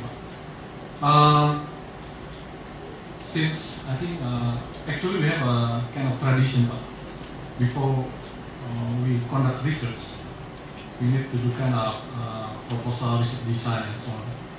And during that process, we invite our stakeholders from our ministry, university, to give feedback and also to notify that we are going to do this research and maybe we can develop our network and so on. this is the one way how we can improve our role to be part of the stakeholders of this area. For example, for energy, like that, we invite the Ministry of Energy and Resources, we invite people from EPR and to involve in this activity. And for the the rest, and we also can open source all our study or research can be accessed to the people to open source. So this also the others way we can expose our study to the community. And for the Balitbang, actually LIPI has a responsibility to improve the capacity, research capacity, national research capacity, but including the local government. And LIPI Pusbindiklat, kind of training center like that. We regularly provide kind of training, basic training on how to write kind of article in scientific papers and with the such curriculums. And this curriculum has been approved by lembaga administrasi negara with LANS. So this is also one of our responsibility to improve the capacity building of researchers in the local for Balitbang. But yeah, I'm sure if I look at this, will take more time to improve. It's not easy task. It's my experience. Party, or you can be more. So let me, before we go to the next question, briefly answer your question for me. We are very limited space in this program today. So what we intend to do is invite some universities or institutes, some geographic coverage, just to present something on the research agendas and then a case study. And unfortunately, we are limited to 5 or 6 speakers, 5 from Indonesia, 1 from Australia. But I think you're right. I think you're absolutely right. This is an initial step, an initial workshop, and hopefully we can follow up and more organizations to participate, present their work, and that's the whole point of this activity that we start today. Sorry? Yeah, or we can also think about future workshops, and we're open to give suggestions also for future workshops. Where we can also this time we purposely don't have an open call, but we can have an open call for papers to present other workshops. This is more of an elaborate meet and greet event today to get people together to get some reasons from selecting our institutes to start to kickstart the series. It's more like shopping dresses or. This is shopping basket, yes. On your second question, I think it was more a comment, probably very much related to the first talk. But I don't want to take too much out of the questions from Max. So let's take 2 more questions. You have another question.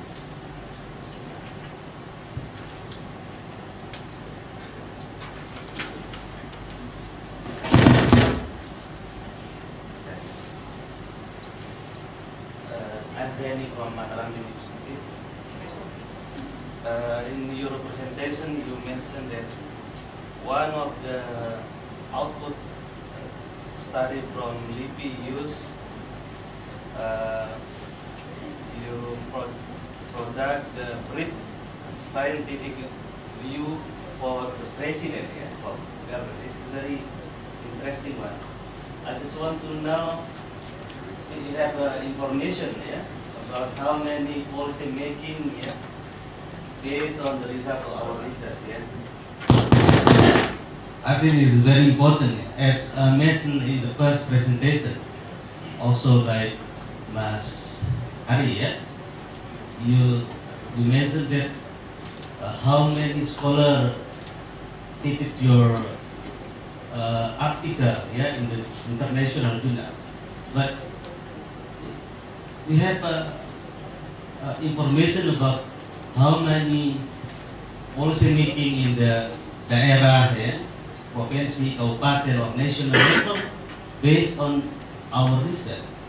Because of a lot of our research, we are doing research in this university, but how to connecting the result of the research to the policy making, this is a big problem we should discuss in this proposal.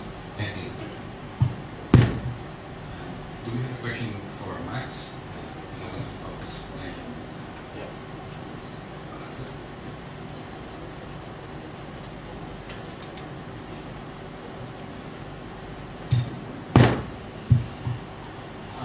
Max, to my understanding that since last year, LIPI is under the remuneration programs of the government. Has there been any impact of this on research activities and output of LIPI? Thanks. Let's take one more question. Does anyone have a question on the energy? I'm Jonathan Masa from TLH in Kupang. I think my first question is a little bit cynical to Pak Max, because you mentioned that LIPI is kind of doing CSR. My suspicion, what is actually the value added of LIPI in doing this kind of projects? You mentioned LA, you mentioned the SMERU project. My question is, does LIPI build or conduct this project based on the best available knowledge about community development, for instance? Because in my view, LIPI should have value added in doing this kind of practices. Otherwise, LIPI just like other NGOs doing projects without the best available knowledge of how you approach,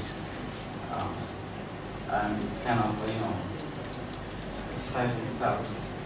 And the second is you mentioned about the roadmap of your research from bioethanol to solar panel. My curiosity is how about the budget? Is this like you did bioethanol in 2010 and you stopped and then moved to geothermal in 2011 and then solar panel today? What happened with the bioethanol? Is it continuously, I'm talking about the continuity of research. So how about the spending structure? Is it still continue, or are you shifting to new ideas every year and leave the old? And the last thing is, have you published this case study on green energy and where? Thank you for that.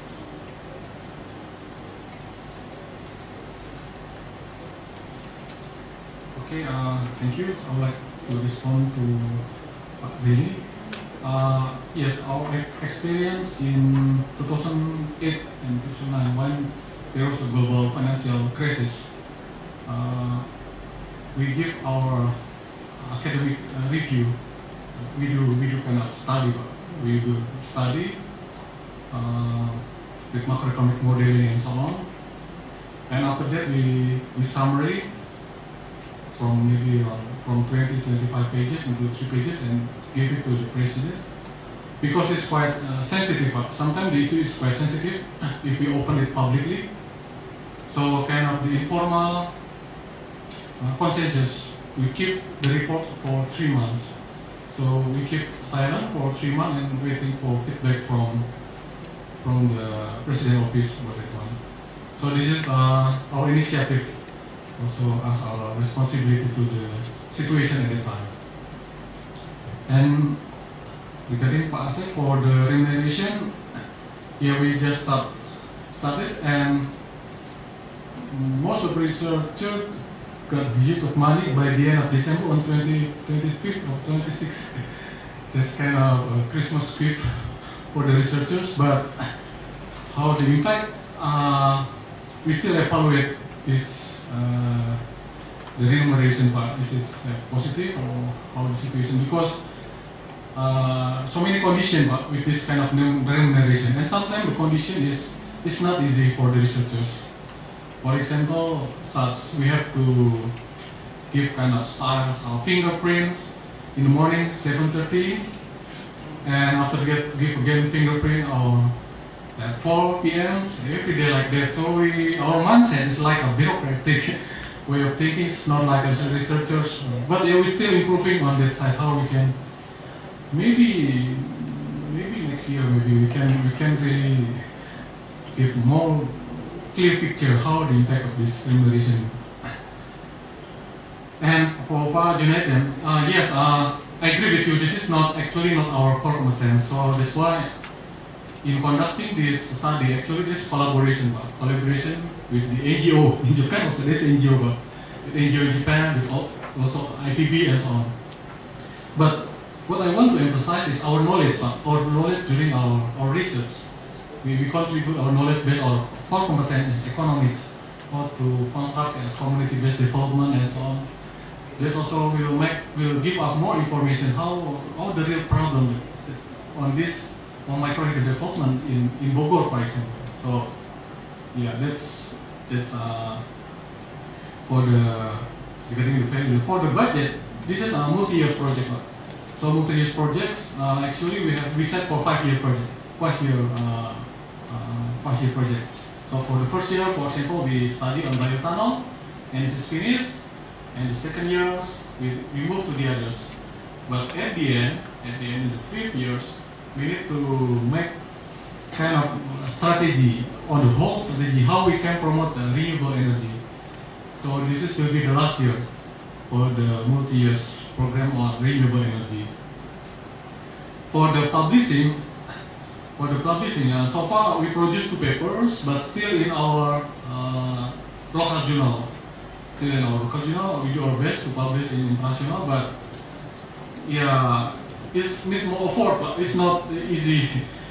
Sometimes because like an incentive and so many things researchers have to do, so we love the report paper and not to improve other thing to get published to international journals. So that's also one of our big problem now. Thank you.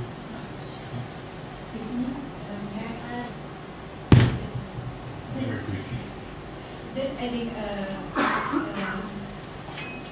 explanation about the bureaucratic responsibility. I'm having today maybe to Research Center for Society and Culture, and I also one of the team of the bureaucratic reform in my research center. So basically, RIPI is undergoing a bureaucratic reform or assessment and remuneration. Remuneration is just one part of the bureaucratic reform.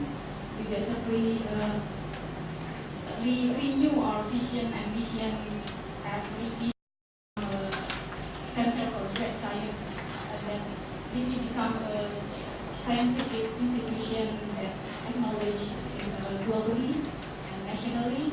And there are few processes like we are doing redisciplining the RIPI's employees, like I said, about the fingerprints, and we are building the competence of the researchers in RIPI and the other RIPI's employees. And also we are doing a restructuring. We are dismissing the 5th echelon and 4th and 3rd echelon in RIPI. We are going to do that in 2014. And there are other processes that we are doing. Like we are building the websites and so on to make the impact of the RIPI's research larger globally and nationally. There are some process that we are doing, and we are working on it with the Ministry of Mankind and Ministry of Bureaucratic. Thank you. Okay, thank you. I think we don't have much time for any other questions. first speaker.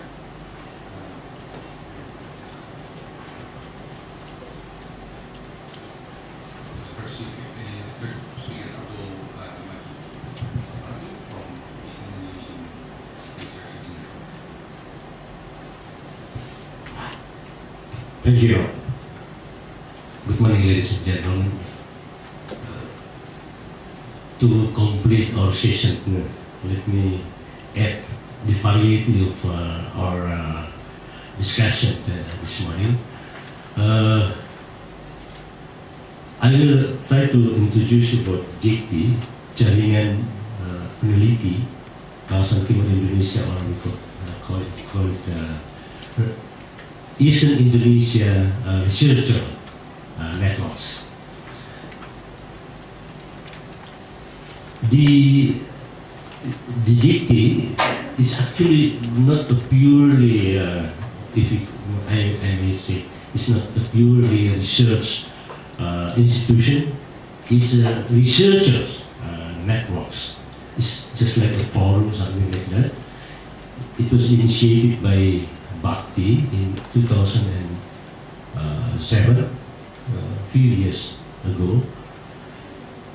So JT is embodied in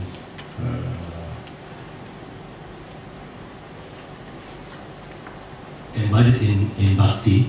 So to know about JT, we need to know also about Bhakti Foundation. In fact, that JT implementing the Bhakti's mission. So to go a little bit in detail for JT, I need to start to explain about Bhakti, but I need to be careful because the founding fathers and the director executive of Bhakti is in the room.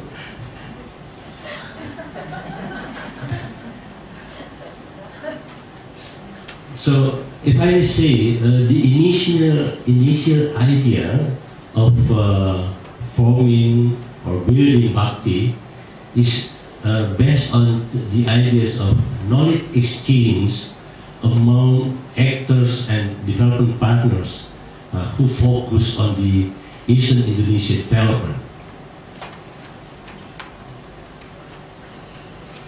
Luckily, there is a mutual understanding between Bhakti and some donors under the coordination of the World Bank in Jakarta, that in 2004 they formed what the so-called SOFE, Support Office for Eastern Indonesia, which is attached to Bhakti in Makassar.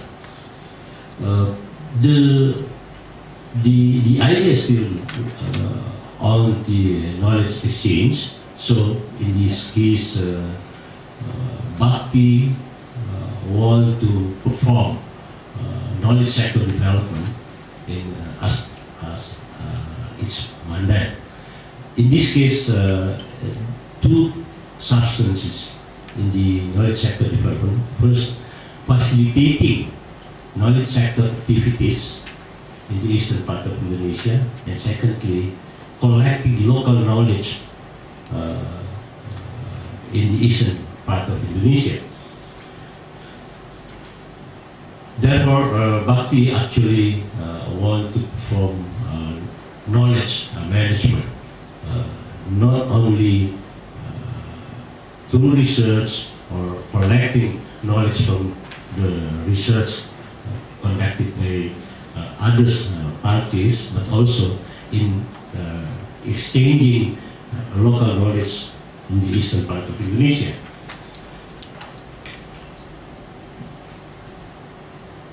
To know how the mechanism of JT Bhakti,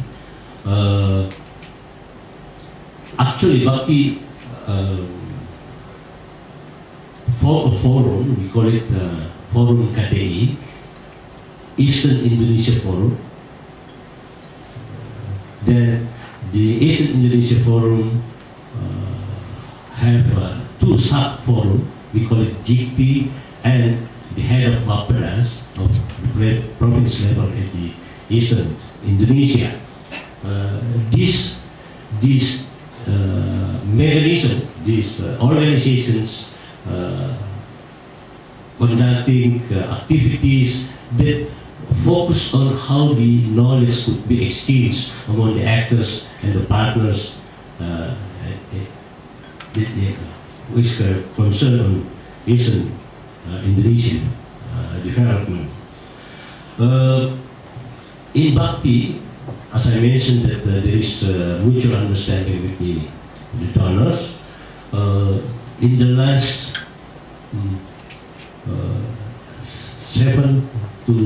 6 to 7 years, we are conducting some studies, especially what we call public expenditure analysis. We have Sulawesi Development Diagnostic conducted by the bank. Then Bhakti promoting researchers from Eastern Indonesia to get involved in the studies. The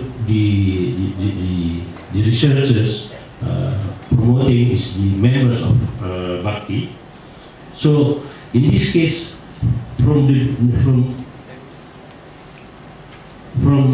Bhakti's perspective, actually we have a lot of information, a lot of reports that could be made use for the development policy formulation for the sake of Eastern Indonesia.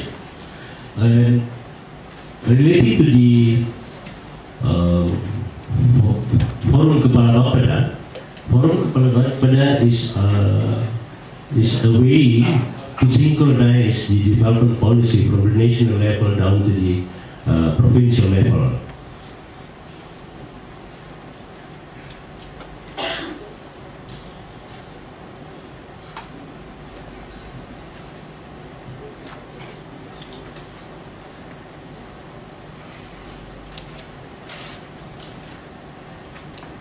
I mentioned that GT was initiated in 2007, but frankly speaking, in the era of 2007 to 2010, not so many activities done by GT, and thanks to knowledge sector program from outside through Asia Foundation that support us to strengthening our institution or activities. Then in 2011, we conducting symposiums to promote research and report of our members in the Eastern Indonesia from each of the province. And we also try to formulate or planning strategic planning from 2012 to 2017, and in 2013 we have this kind of activities to be formulated. We do the network capacity mapping. For your information, before we just have the list of the our researchers that are spread in the 12 provinces in Eastern Indonesia, and that we try from this year to encourage our members to discuss at the province level about the development concern or development issues. And then also we are encouraging our members to do what we call stock of knowledge development, to raise the issue of or the need of the our member in the province. Then also we will conduct capacity enhancement. So this is what we did so far in GT.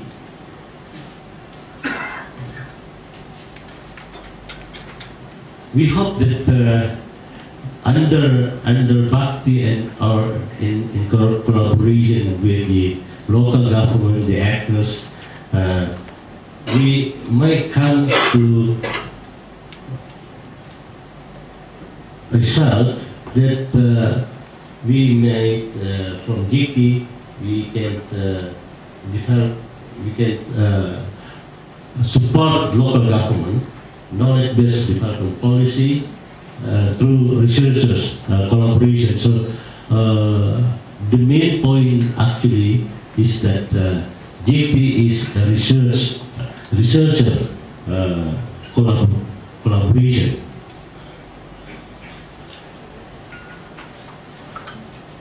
As a case study, we are trying to choose some of the policy paper or the ideas that we could share at this time. The point that I like to share is that to remind us that Eastern Indonesia still lag behind. There are 12 provinces there, 4 in Sulawesi, 2 in Maluku, 2 in Papua, and 2 in Nusa Tenggara. Then if you take a look in this region, they are really still lag behind. I think we are all realize that the higher rate of growth, economic growth in Indonesia, is happened even in the era of New Order regime. And for sure that there is a contribution from the eastern part of Indonesia. But then in the course of our economic development, it's more than 30 years already. We always come to the conclusion that the eastern part of Indonesia is still lag behind. If we heard the two presentations, always talk about the national level, nationwide, talk about the western side. What we would like to promote here is to propose here that don't forget that there is still another part of Indonesia called Eastern. So,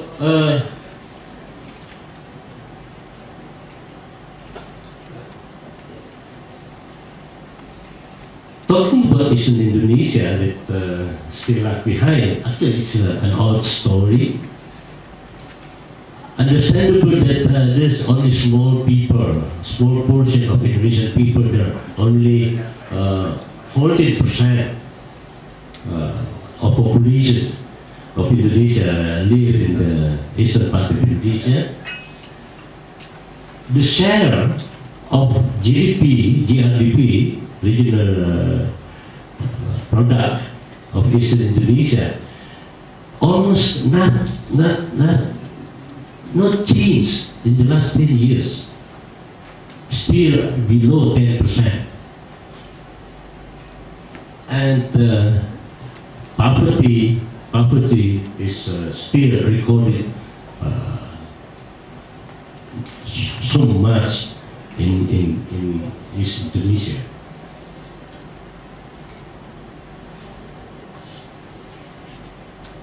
If we take a look in the data, we could see that in the 10 highest human development index in Indonesia,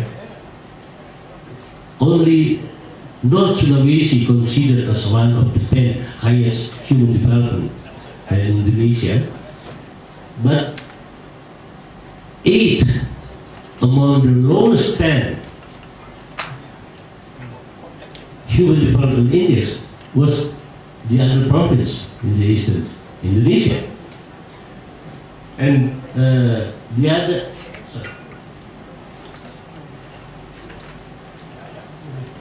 the disadvantage daerah tertinggal di Indonesia mostly located in the eastern part of Indonesia. Can you imagine among the 182 district district, 112 was in the eastern part of Indonesia, and 9 of the 12 provinces in Indonesia is still have the poverty rate above the national level. This data we got it from the series of pitch analysis or pitch report. For your information, among the 12 provinces, 9 provinces in Eastern Indonesia has been conducted PEE, public expenditure analysis, and maybe you are familiar, but I would like to say that in the study, not only about the budget, we are also collecting data on macroeconomic, social, and others. The study created by the World Bank, but they make use of local researchers in doing these studies. The local researchers mostly are the members of GT.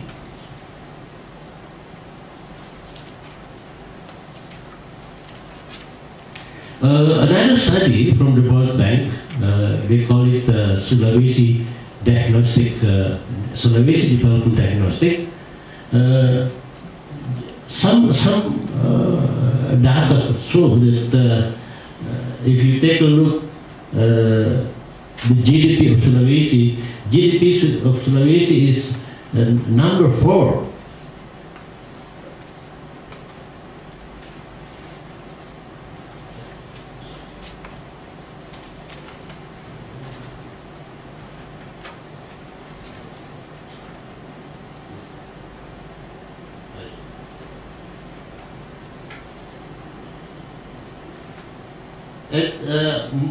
Nusa Tenggara, Maluku, and Papua is the lowest.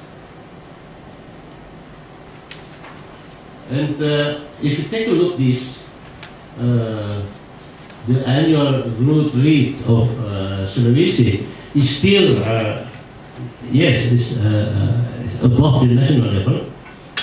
But to compare it in the GDP per capita, I think even we double it, we cannot match the national average. So basically, we are thinking that maybe we need a kind of another insight of in development if we would like to have the other region, I mean the eastern part of Indonesia, could match the average level of the national level. Accelerated needed, but it takes time for that, and it's a long-term perspective. For one thing, we are thinking that maybe in the eastern part of Indonesia, we need to enlarge the so-called shareholder of the development. We prefer to use the shareholder rather than stakeholders, because the local government in the eastern part of Indonesia always put the other local people is just the what do you call it, penikmat, or this always said, just take a seat there and we can promote your development for you. No guarantee that it's really goes to the people. I mean the start of the development. Yes, we realize that so far Eastern Indonesia is left behind because we found it so many ineffective development practice and promote it. You can imagine, how is the fluctuation of the growth rate in Papua. And if we take the data of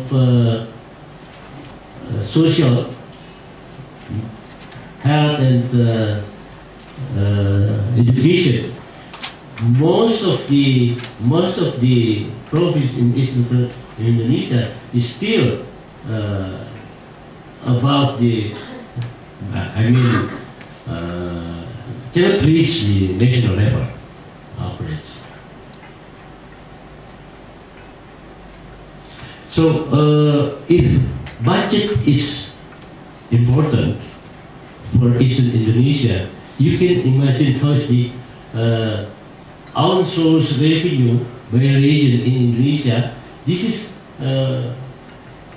if you take a look, this one is Sulawesi.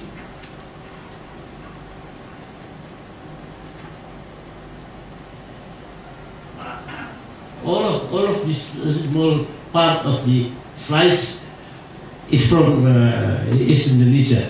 Meaning, if you like to develop Eastern Indonesia, they mostly depend on national scale, national development scale. The problem is it gives us a dilemma. From the national scale, we need just to follow the regulation and all of the things from the national level.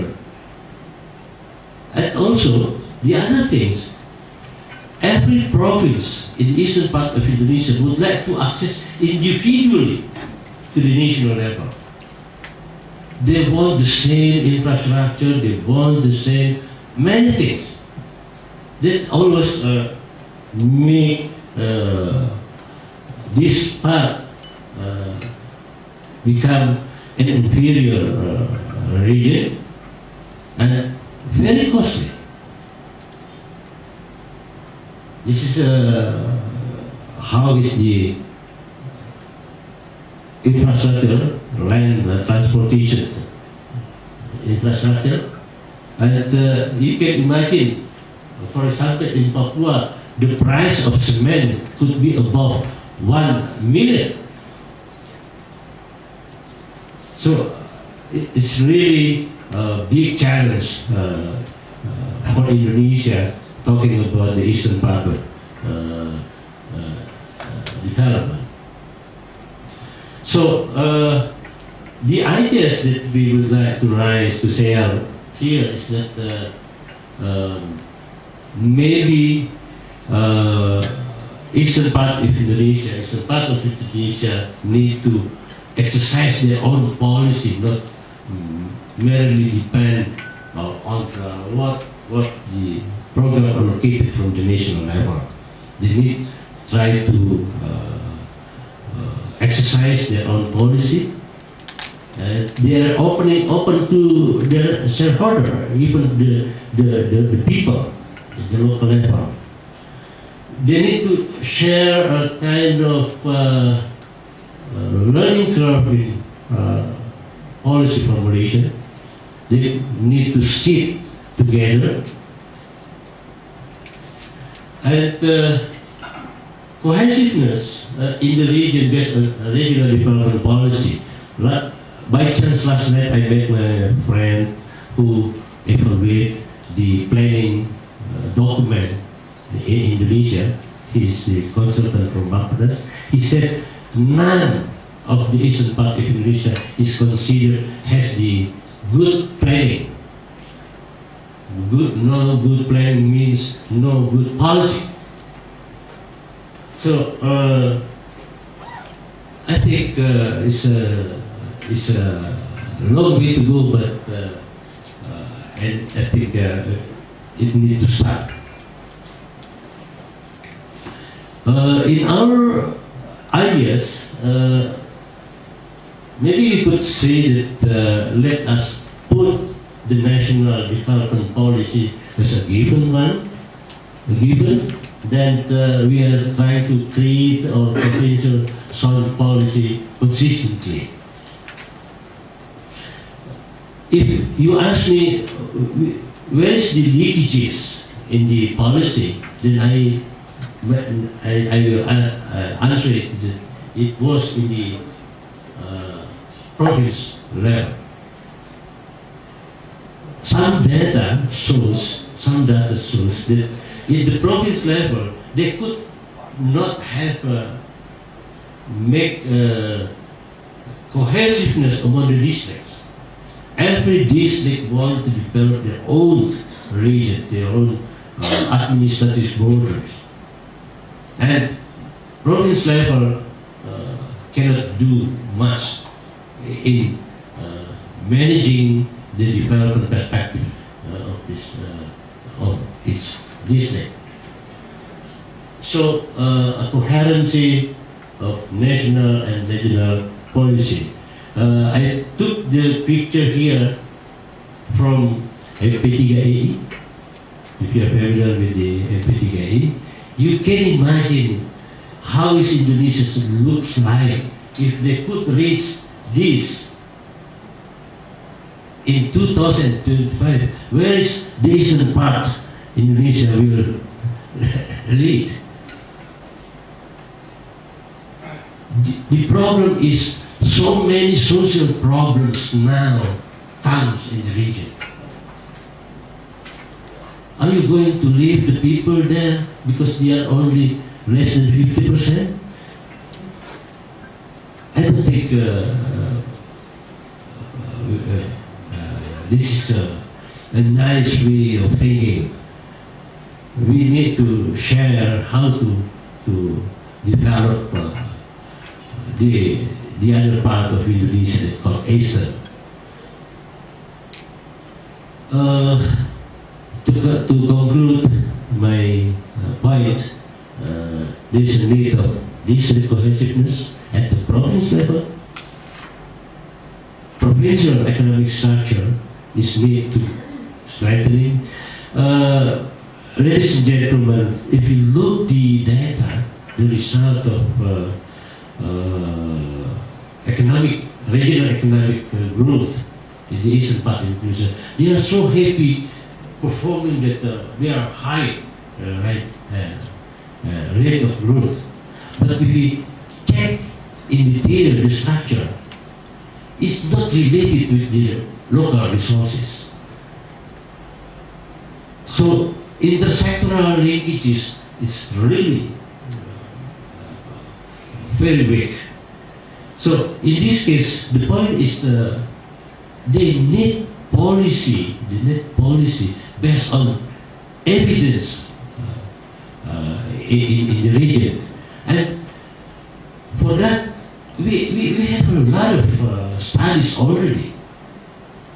So many people, so many institutions doing research, formulating analysis.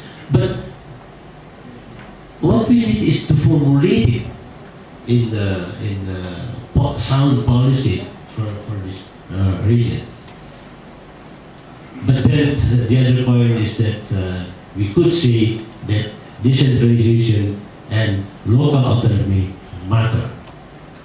The role of the province is very, very crucial and need to strengthen.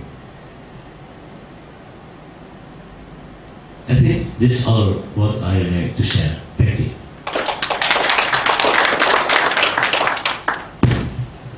Thank you very much. Any questions? Okay. Eastern Indonesia only Eastern Indonesia only generates about 25% of Indonesia's total GDP, whereas Western Indonesia generates about 75%. Even more. Yeah, even more. The problem is that this relative importance of Western Indonesia will be even bigger if the Sumatra-Java bridge is built. which costs a lot of money. And I've heard rumors that the Foreign Minister of Finance, Agus Martowardoyo, who is very good, has commissioned a study which, based on the proposed tariff to cross the bridge, this study has revealed that only after 75 years will the total cost be recouped. That's why he was strongly opposed. And this is indeed the political economy, because the person who is behind this idea of building the Sumatra-Java Bridge is Tommy Winata, who is what you call a gangster, a gangster, you know. And that's the problem, and that's why he has been replaced and will be moved to become the Bank of Indonesia. Yes. You know, this is very disturbing.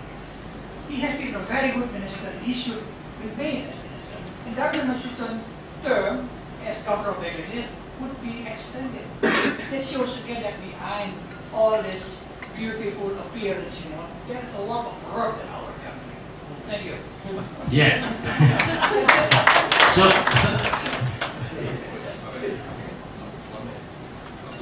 I would like to ask that on JICTI.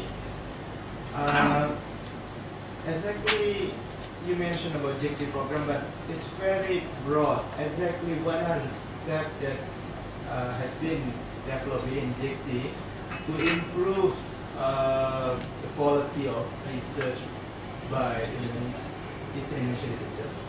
The main reason I think is important because I see that there is a big change in terms of quality of researchers in Eastern Indonesia. In the last 10 years, many of them got PhD degrees from various places. If you go to Cendrawasih, Manokwari, a lot of changes is happening in the faculty of those various universities. The biggest one is actually on Patimura University in Ambon. And because they were unable to utilize those people, many of them are actually in Jakarta. Tony Wange, you know, and his wife. His wife is actually working for a pharmaceutical top company in Canada, or station in Singapore. So this change in Eastern Indonesia, you know, it has been underestimated, and the potential is quite big. And somebody should do something, and I thought that JICTI would be able to do so. Just an opportunity. okay, Pak Teh, so we need you to provocate the people in Jakarta that please do not only focus on the big size of the economy. And don't let the people, the 15% people in the Eastern dying because of the social problem, economic problem, and whatsoever there. Anyway, but I will tell you, Pak Teh, that we are now trying to collaborate, to exchange ideas, to exchange our know-how in eastern part of Indonesia, but then sometimes they curigai that we want to separate. I said, no reason for the Eastern Indonesia to get independence. It's Java. It's a good place for independence. Oh. That's what Professor Robert Craig said. Let Java be independent. Yeah, I agree. So please. My point is that if you are talking, whatever you are talking about research, you are talking about the farm, please do consider that there is called Eastern Indonesia that still lag behind. Not only maybe in research, in the pictures, in the map, it's only about West Java and Gajah Mada, So as Pak Budi said, we have a good PhD graduated from abroad. Let's collaborate. Let's make. So in this case, Pak Budi, JT has the responsibility to collaborate all of the researchers because our members is mostly docent, academician from east of the university in the province. But it's not so easy, Pak. Really not so easy because they are always they are also have their own business or their own their own activities and to mengajak to invite them to strengthen the JT is takes time for us to assure them. And also at present, Pak Budi, one of the hard things for us is to assure the local government to appreciate the policy that we can promote because even in a small number, but we always routinely, systematically send our policy formulation to them. But that what we need is actually resources to make them collaborate in research. I think that's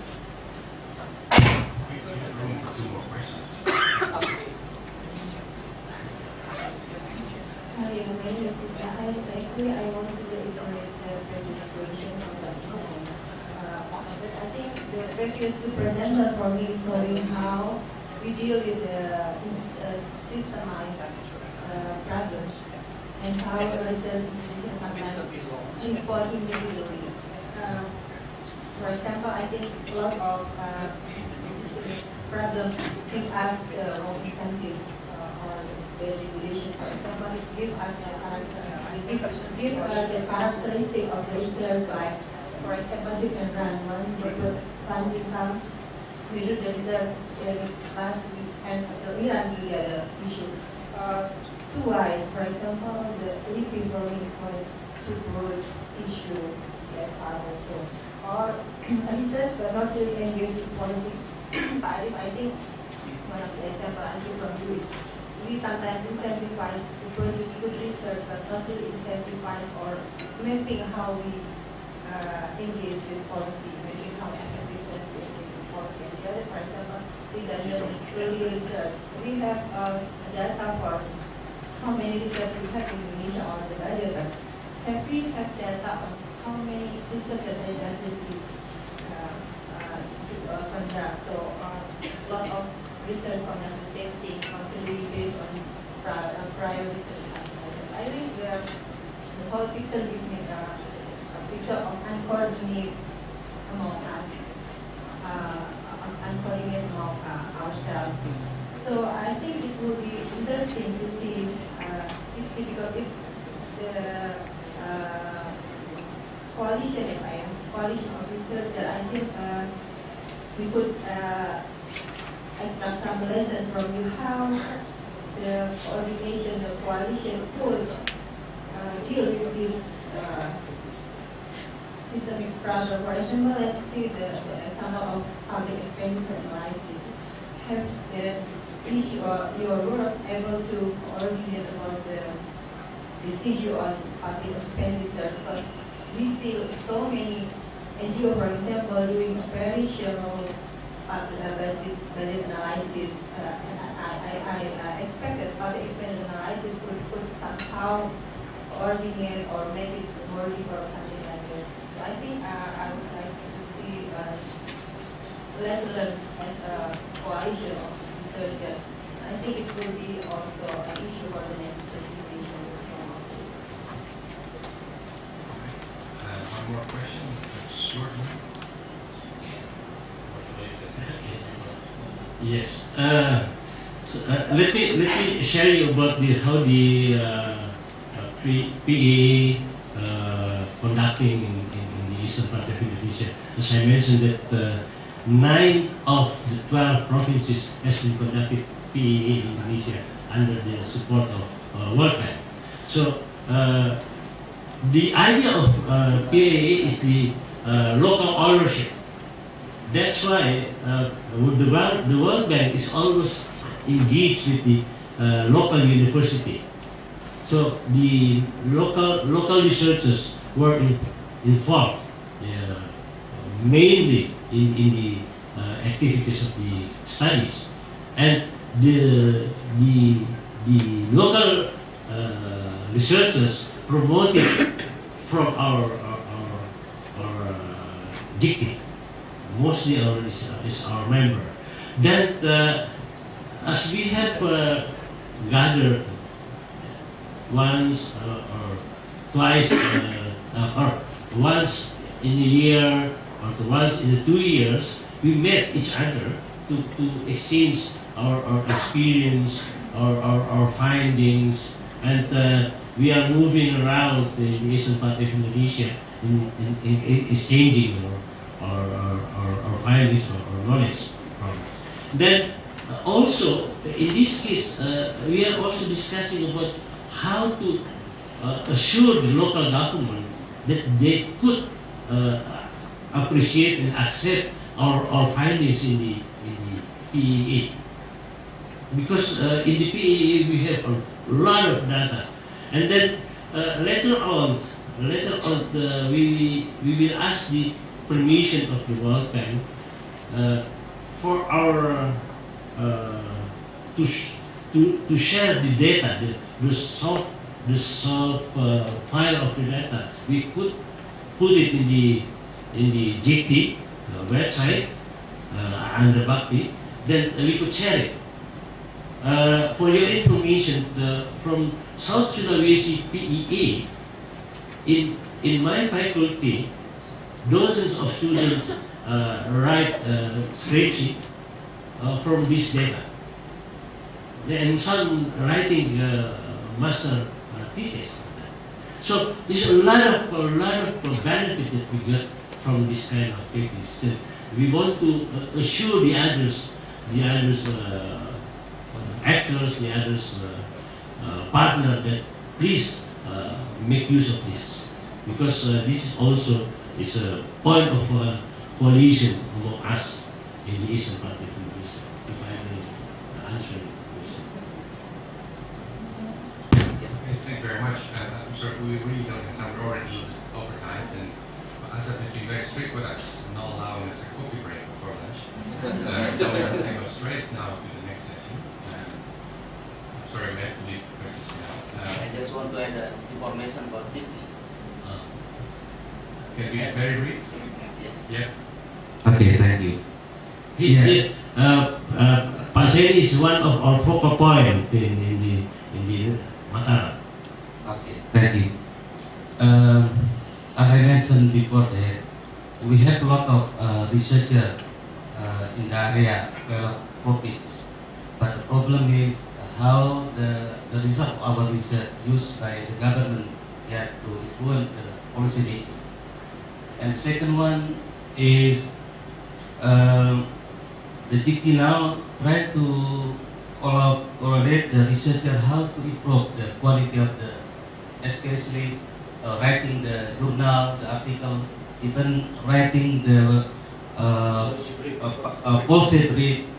policy paper. Yeah, Pak Acol already training us how to make good policy brief. Yeah. To influence the policymaker.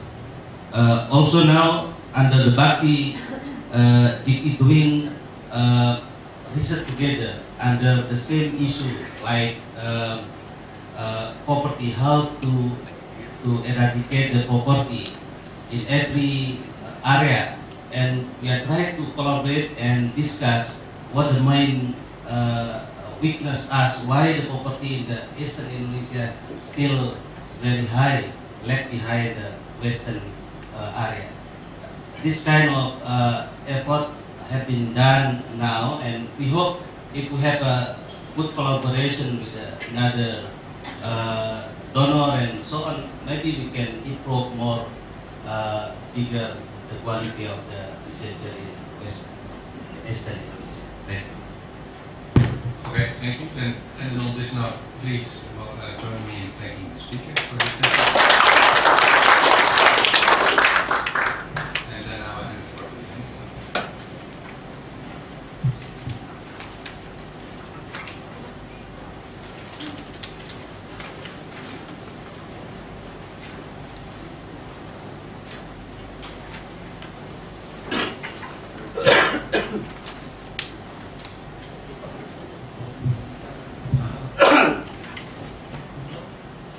Hello everyone, my name is Daniel Serrano. I also work at the Indonesia project, the ANU. I'll be moderating this session by Dias Rabidiati and Reggie.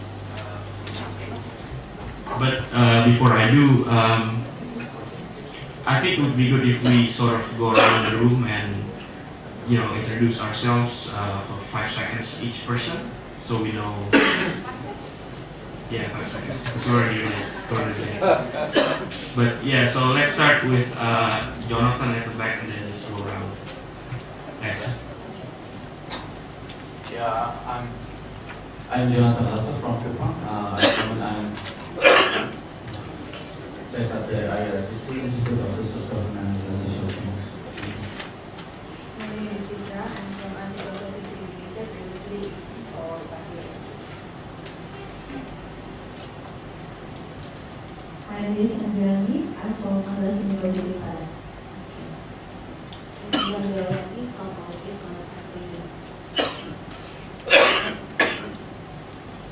I'm Nina, director and co-founder of Harmonian Radio School of Law. Luis, I'm from the Research Center for Society and Culture in Indonesian Institute of Science. I'm Sanjung Sumanirung from the Center for Protection and University of Indonesia. I'm Pervin Jawati Kurnia from Research Center at Greenhouse PM School of Management. I'm Melissa Ratu from Makassar. I'm Lacey Angelina, a part of All Safe Knowledge Center Program. Ben Davis, also from the rombongan besar Team Knowledge Center Aussie. Budi Reso Sudarmo, Indonesia Project at the ANU. Arianto Patunru, Indonesia Project at ANU. Kini Kriawan, CSIS. Kate Hoover from Malaysia in Melbourne. Susan Olivia from Monash in Melbourne as well.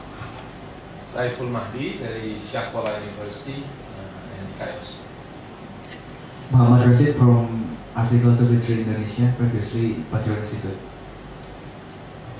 My name is Yopa Dazai, I'm from World Bank.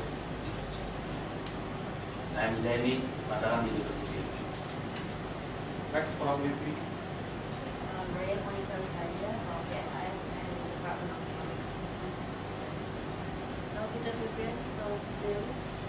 Asef from Arif Hasan Yusuf from Indonesian University. From Yogyakarta and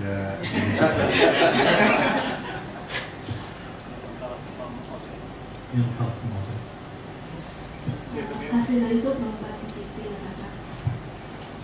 Palintu Pamahu, Executive Director of Party. Akram Zakaria from Bali. Andri Mansah from Hamad University. All right. Thanks everyone for your cooperation. Now I'm going to give the floor straight to Dias, who will speak first.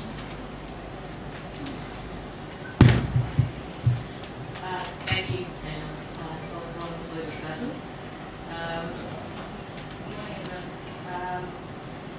There are several things that make me really happy this morning. The first one is being back in Bogor, which I haven't been in quite some time. I'm gradually David. The second thing is the knowledge sector program just got signed off finally after 4 years. We have the program, we have confirmation that the program will be up and running next month, which is great for everybody that's been through the journey of the last 4 years of getting into design mobilization and more as a bureaucracy and for everyone to be involved with. And the third thing is, on top of all the good things that's happening, Papelo and I managed to color coordinate our critiques. That's a massive picture. So with that, I am very happy to present to you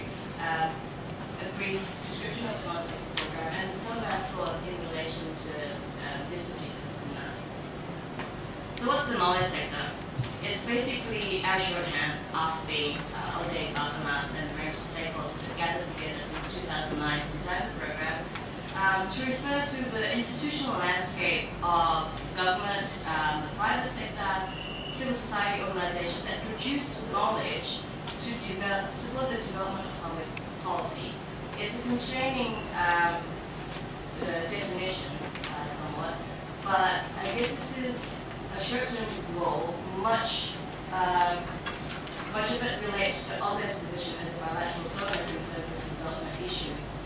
For me, as an Indonesian, and the Indonesians working on this program, it's basically about building Indonesia's domestic capacity to produce knowledge.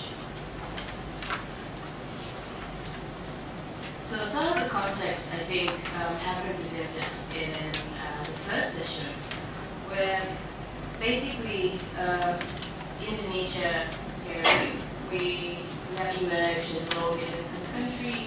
We've got great aspirations. If you hear the discourse we've had about, we have aspirations of regional leadership in the G20. We aspire to become the world's 10th biggest economy by 2025. And we plan to shift from resource extraction to human capital and innovation-based economy, and this is from the AP3EI. We have a 6.1% economic growth. The economics of the room might debate me. But as I pointed out, major poverty and inequity issues remain. There are 120 million people living under $2 a day, and 4 million children suffer from malnutrition. Also overlaying this is increased decentralization and democratization, which means that the decision-making process is no longer as straightforward as it used to be, say, in the New Order. Under democratic rule, what you say becomes law. And interestingly, some people during our consultations have pointed out that during Kabinet Pembangunan 3 dan 4, that was when technocrats ruled. And evidence-based policies were implemented at that time. The development policies were based on robust evidence. But the difference right now being there are political powers in play. The central government no longer has total control of what happens in the regions. And with increasing democratizations, people are starting to question, what are you doing with my tax money? Why are you reallocating resources to this? Why are you supporting expansion of basic education when it's secondary that needs that? Why are you supporting the building of schools where the problem is quality? People are starting to question, and people want to know where the money is going. So the policy-making process becomes more complex, and the need for evidence doesn't become less, but it becomes about what kind of sophisticated analysis is needed to inform public policies. But we thought that to do this, you need to look at the production of knowledge and the use of knowledge as a particular sector that has similar constraints to government, that has incentives that govern it. And so you have a sectoral approach to the knowledge production to promote policy reforms and issues-based interventions. So we looked at this context and we tried to answer the question, or rather the often common comment of somebody should do something about this. So we kind of took a look and like, what can we do? What can a bilat like AUSE, a range of civil society actors, and Bapanas do to attack this problem? And why do we have a problem in the first place?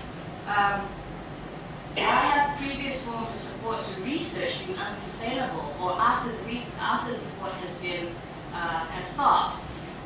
Organizations seem to decline in a spiral that belies the investment that has been made into them. What went wrong, or what went right?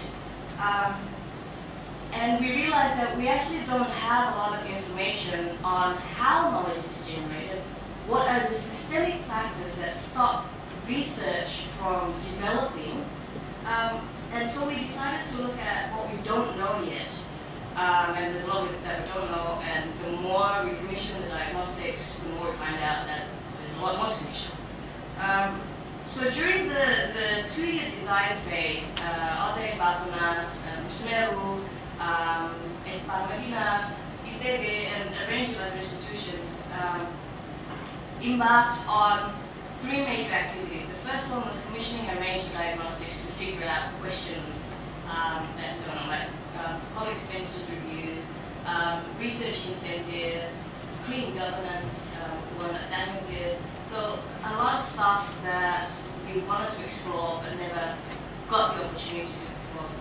Also, we provided support to 8 pilot institutions, of which GT is one, to find out, not so much to build capacity, we have to build capacity, but to find out what kind of support actually works. If it doesn't work, why? And we did a range of consultations, which Maketa at that time led, to find out what people were thinking, what was already there, what kind of institutions does Indonesia's Monster have. So right now, we finished the design at the end of 2 years. We have a good collection of around 17 diagnostics. Most of them are up on the website. Some of the things we found were pretty scary, so they forbade us to put it on the website. But I think we made a significant contribution to the body of knowledge of the constraints to Indonesia's own development of knowledge. So knowledge about knowledge, basically. The knowledge sector program model is premised on this cycle where you have policymakers demanding information. You have intermediaries which translate the need for information into research that is commissioned to research institutions, the supply side. And then when they submit it, there needs to be some sort of intermediary process to check the quality and to package the research in a way that makes sense to policymakers who unfortunately do not have time to read 200-page reports. And then we came up with basically a 15-year framework to tackle all parts of that cycle. So the way we structured our program was based on function: supply, demand, intermediaries, and the enabling environment. As we progress from component 1 to 4, the conviction or the confidence in what we're able to do decreases significantly. So we know what we're doing on the supply side. Basically, we will select around 17 institutions, of one we continue support to SMERU under this, and we provide them with unconstrained core funding. We help them with strategic planning, and we see their progression over time. It's important to note that we, for once, leave out our political agenda out of it. Our political agenda meaning that we have no issues that we would like them to face. We select them based on clarity of vision, and it's that vision that we would like to support. The second one is on supporting the demand for evidence itself, and we're working here in the first phase with sectors of education, health, and social protection to build up the demand for evidence. Component 3 is actually quite relevant to this workshop today. It's about intermediaries and how you translate research findings into policy options, and these policy options then feed back into research. So the translation process between the policy sphere and the research sphere. And the last one is about tackling systemic barriers to an effective knowledge sector. We look at what can we do about procurement processes that are hampering government from contracting non-government organizations, for instance. We look at research funding flows. We look at incentives for researchers. We might not be able to do anything about it, but I think the whole point of this component is an opportunistic approach to a wave of reform that's already ongoing. What we've heard this morning proves that there are moves toward that, and we'd like to ride on it and see what kind of support we can give. So as I mentioned, this is a long-term program. to make it manageable, we've divided it into 3 main phases of 5 years each. The first phase is more about experimentation. $100 million is a lot of money to experiment. So at the end of it, what we're hoping to do is build up on the successes of this phase to then embark on a process of institutionalizing it.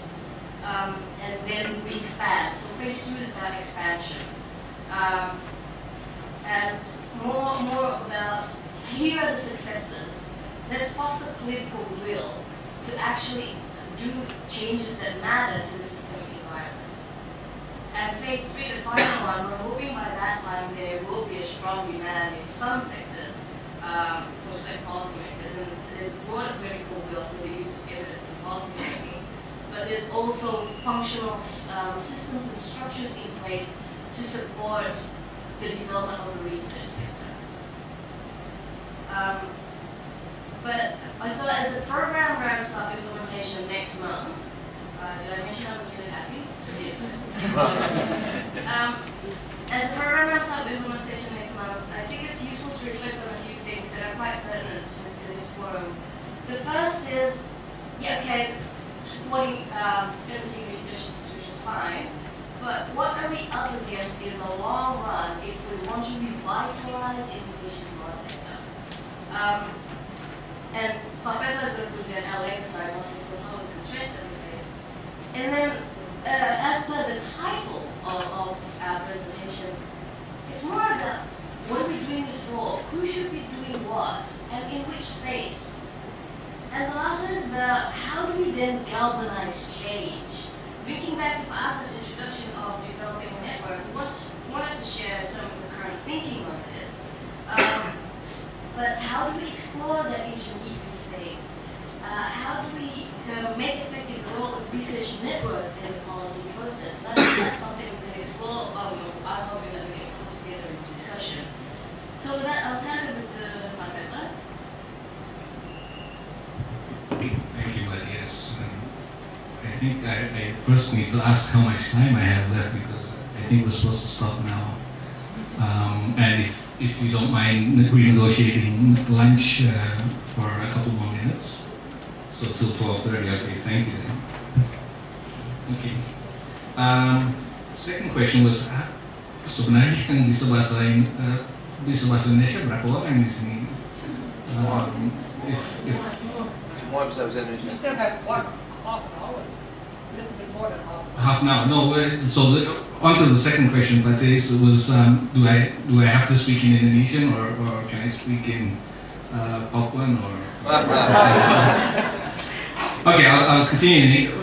Campur-campur aja kalau boleh. Bapak Ibu yang saya hormati, as Dias was saying, kegiatan ini sudah berjalan 4 tahun lebih dari 2009, tapi sebenarnya diawali dari kegiatan yang dilaksanakan di Bakti bahwa sebenarnya bisa dilihat pengembangan knowledge untuk development ini dalam sebuah konstelasi bersama antara knowledge users dengan knowledge producers, dan ada lembaga-lembaga yang bermain sebagai intermediary. Itu yang kita coba lihat dalam skop yang lebih besar, skop nasional dalam hal ini dengan judul revitalisasi sektor pengetahuan Indonesia bagi pembangunan di Indonesia. Dalam perjalanan ada sekian diagnostik yang dilaksanakan dan sebenarnya ada 18 diagnostik, semua terus terang menarik dan kalau Bapak Ibu bisa visit website yang sudah ada, dan mungkin Mbak Dias, Mbak Messi dan Pak Ben bisa bagi-bagi pengetahuan yang terkumpul dalam berbagai diagnostik ini juga sangat menarik. Terkait dengan beberapa pertanyaan juga yang muncul, mengapa sebenarnya kami berada di sini dalam sebuah workshop yang dengan judul Indonesia Development Research Network ini.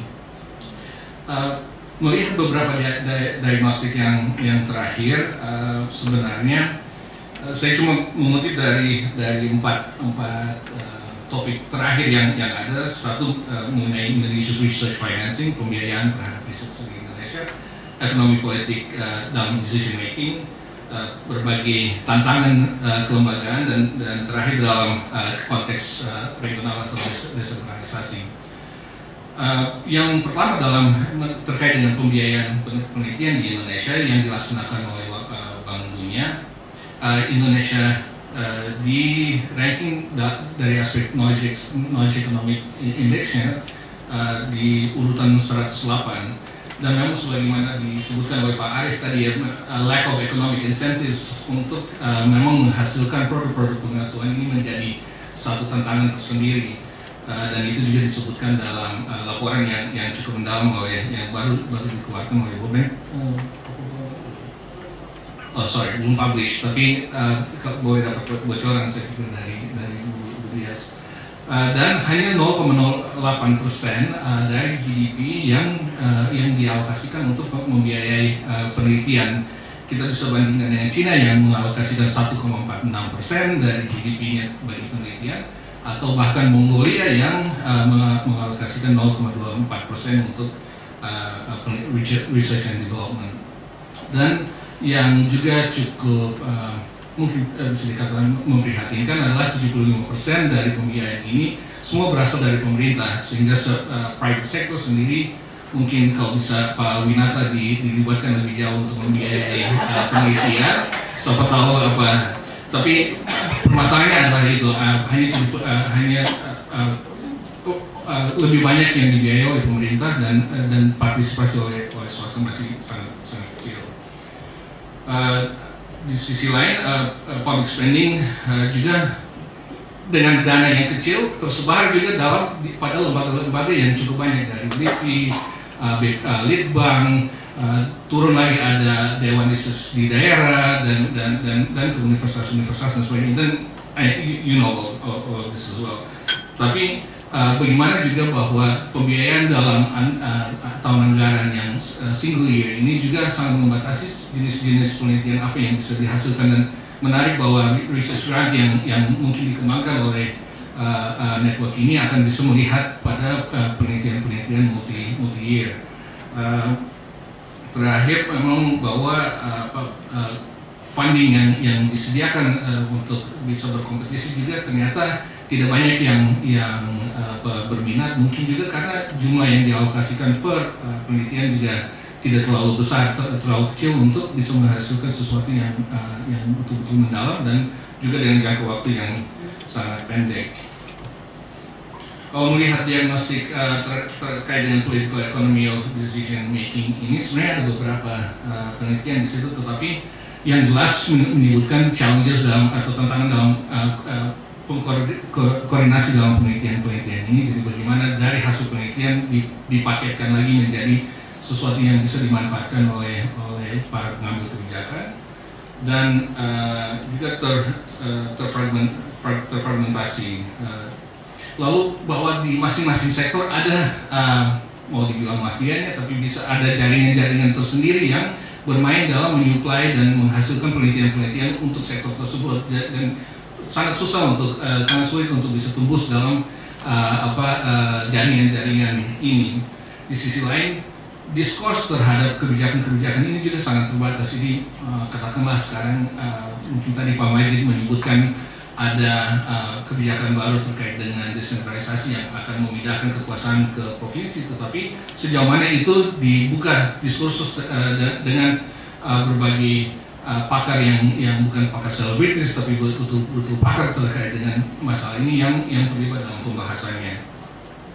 Lalu memang terkait dengan functioning of bureaucracy di Indonesia sendiri, dan sangat miris tadi dengar Pak Maksi menyebutkan sebagai peneliti tapi pagi harus jempol, sore harus jempol, dan bagaimana itu juga berpengaruh pada sebuah keinginan untuk bisa berpikir bebas dan bertindak bebas sebagai seorang peneliti sejati. Di sisi lain juga sudah dananya terbatas untuk penelitian, masih juga ada permintaan ya amplop balik lah untuk kalau tidak tahun depan tidak dapat lagi penelitian, dan ini juga masalah yang kita hadapi di daerah.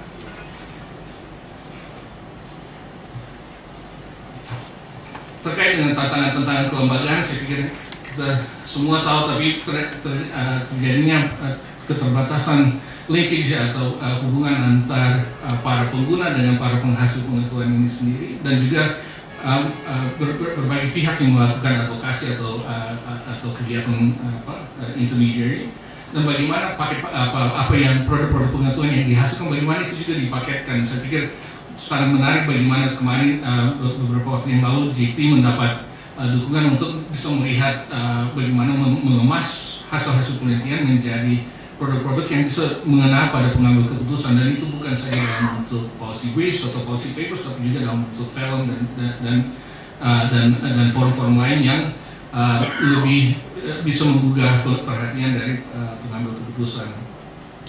Juga terjadi di dalam berbagai organisasi, karena dananya terkait dengan program tertentu atau visi tertentu, akhirnya lembaganya juga ikut berubah visi dan berubah misi terkait dengan sumber pendanaan yang ada, dan ini juga masih menjadi sesuatu yang dulu saya bicara dengan Pak Hal, Pak Chris, bahwa Pak Hal katakan salah satu ciri khas dari lembaga-lembaga yang sangat berhasil di Indonesia adalah karena konsistensinya dalam visi yang yang dikembangkan. Lalu menarik sekali yang tadi Pak Arief katakan bahwa ada sekarang aspek in-house quality assurance untuk mereview kembali penelitian untuk mengecek bagaimana kualitas dari yang dihasilkan. Tapi secara umum memang proses untuk mau terbuka untuk mengatakan sebuah hasil tulisan masih terbatas, masih harus diperbaiki. Sementara mungkin yang kita ngomong dengan senior di dalam universitas yang sama, akhirnya agak susah untuk kita secara terbuka untuk menjaga kualitas dari apa yang dihasilkan. Lalu proses mentoring dan talent grooming ini juga dilihat sebagai salah satu tantangan tersendiri. Dan menarik juga, saya pikir kebetulan di OZ saya tidak di Noisec, saya di bagian desentralisasi, reformasi birokrasi dan pembangunan wilayah pedesaan. Tapi dalam aspek reformasi birokrasi ini bagaimana mungkin open dan merit based, bukan cuma recruitment tapi promotion juga, kalau ini proses ini betul-betul bisa didorong dalam reformasi birokrasi di Indonesia, bagaimana itu juga akan berpengaruh juga pada lembaga-lembaga penghasil pengetahuan. Memang ada juga diidentifikasi ada keterbatasan dalam kapasitas teknis untuk melakukan advokasi, dan juga dalam bagaimana untuk berhubungan dan berkomunikasi dengan para pengambil kebijakan. Terakhir melihat pada diagnostik yang atau penelitian yang dilaksanakan terkait dengan desentralisasi, dan saya pikir yang tadi Pak Maruf katakan, Pak Majid bahwa adanya rencana-rencana atau rancangan-rancangan yang sudah dihasilkan one size fits all dari pusat, tapi bagaimana itu sangat direktif dan memaksakan daerah juga untuk mengikuti kerangka-kerangka dan kebijakan yang dihasilkan dari pusat, dan itu membatasi juga kreativitas dalam kebijakan dan untuk menanggapi konteks-konteks lokal. Tentunya pembiayaan dari pemerintah daerah biasanya sangat terbatas.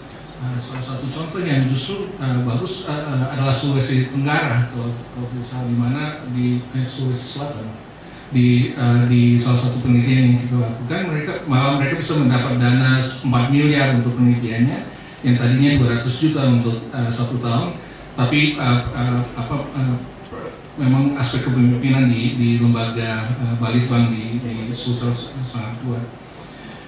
Akhirnya banyak strategi sektoral yang dilakukan di daerah hanya copy paste dari strategi nasional, dan juga ketertarikan para pengambil keputusan di daerah untuk memanfaatkan produk-produk penelitian juga masih sangat terbatas. Uniknya malah, tapi yang menarik di situ hanya di daerah-daerah yang pemekaran baru, malah yang lebih terbuka untuk memanfaatkan pengetahuan atau hasil-hasil penelitian. Ada juga beberapa jaringan yang kuat, tetapi belum bisa dibilang sustainable karena masih bergantung pada pembiayaan donor, dan jaringan-jaringan informasi, jaringan-jaringan yang bisa saling mendukung antara para peneliti juga masih sangat lemah. dan di daerah banyak sekali menghadapi tantangan dalam knowledge management. Saya pernah waktu itu untuk pengembangan salah satu program untuk Bank Dunia, lalu di Papua saya tanya ke orang di Bapedanya, Pak, dulu kalau tidak salah ada program apa untuk coral reef. Dia bilang iya, sudah dulu ada tapi sudah selesai. Lalu dulu laporannya gimana? Dibilang saya tanya itu ke si orang Bapedanya, dia bilang programnya sudah selesai, jadi saya bakar. Untuk apa kesannya untuk apa saya simpan dokumen-dokumen ini?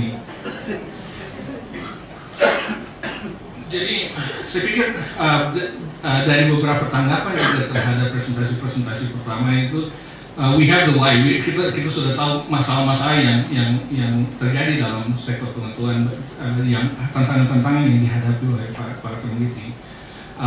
Kita bahkan cukup banyak tahu apa yang harus dilakukan, the how and the what that we have to do. Jadi saya pikir mungkin ke aspek yang menjadi penting dan itu yang juga sedikit mempengaruhi mengapa kita ubah topik dari presentasi ini adalah sebenarnya siapa yang harus terlibat dalam revitalisasi sektor pengetahuan ini. Dan saya sekedar menampilkan diagram ini karena seperti inilah keruwetan yang kita bisa lihat.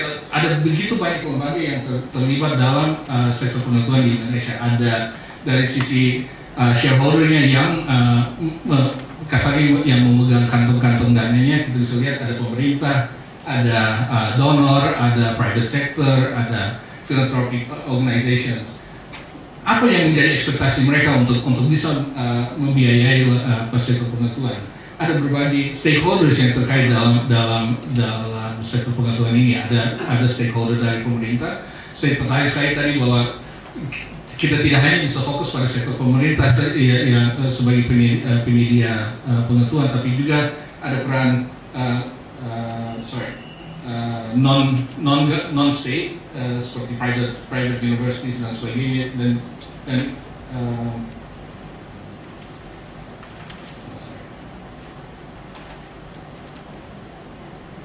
kayaknya sudah mulai lewat.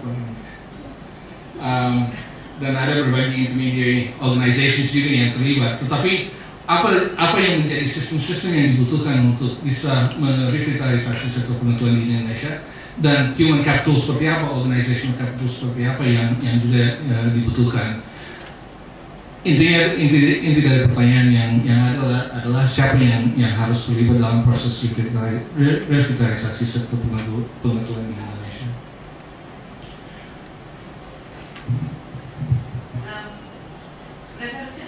Merefleksikan kembali Pak Peter tadi, you can see the importance of networks in linking up actors and amplifying ideas and facilitating knowledge exchanges. Tapi kalau misalnya kita lihat modelnya knowledge sector, that's exactly why the third component of the knowledge sector program with intermediaries is designed so loosely, so we can accommodate emerging activities that aim to link between knowledge sector actors. Kalau melihat keruwetannya tadi, you can see that Indonesia doesn't actually, according to Rupa, Indonesia doesn't actually lack processes, institutions, and systems. It lacks coherence, and how do you galvanize all of it to work? There are two frameworks that we've been mulling about, dan ini asalnya bukan dari kami. We got this from reference ideas and from Enrique Rizabal. The first one is how do you explore this intermediary space, and this is something that I'm throwing out to you for discussion. If we look at how intermediaries are adding value to the knowledge supply chain, you can see that having like research suppliers and decision makers, there's a range of things that you can do. From taking steps to get access to research and making it available to wider stakeholders, to identifying and highlighting important studies for the attention of policymakers, to making research accessible and organizing it into thematic groups, to going beyond delivering messages at the far end of the spectrum, going beyond delivering messages to actually organizing discussions between different stakeholders. And perhaps this is something that we should be mulling about. If this is to be a network, what should be its function?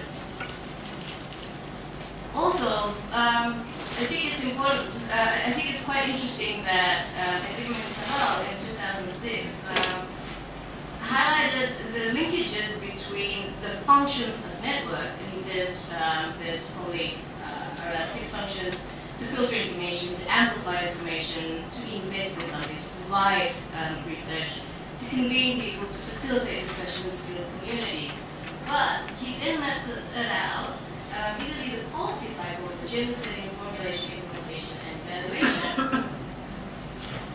So what you get is basically at agenda setting, the function of the network is to marshal evidence to enhance credibility of arguments, to foster links between researchers and CSOs and policymakers. At formulation stage, you amplify good representative evidence, you make it heard.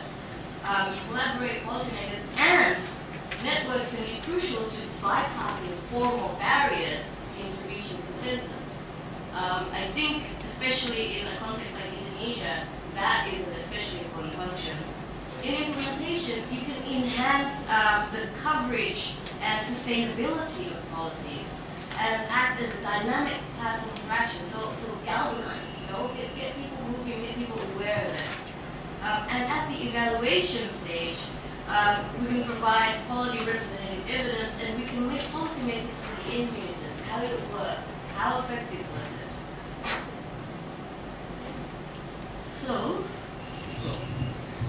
not really concluding, but just some final remarks.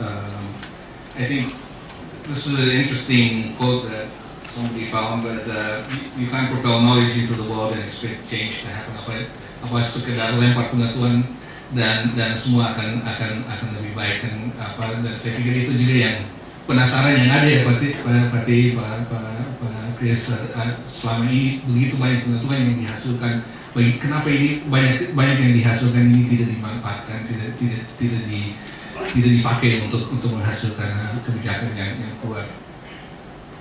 Bagi kami dan juga berbasis pada diagnostik yang ada, kami sangat tertarik untuk mendengar mengenai perkembangan Indonesian Development Research Network ini, dan untuk mengetahui juga lebih jauh apa yang dibayangkan sebagai peran dari jaringan ini, apa yang menjadi visi yang diemban bersama, apa yang akan diadvokasikan mungkin kepada siapa dan bagaimana, dan mungkin juga peran dukungan apa yang mungkin OZE bisa jalankan.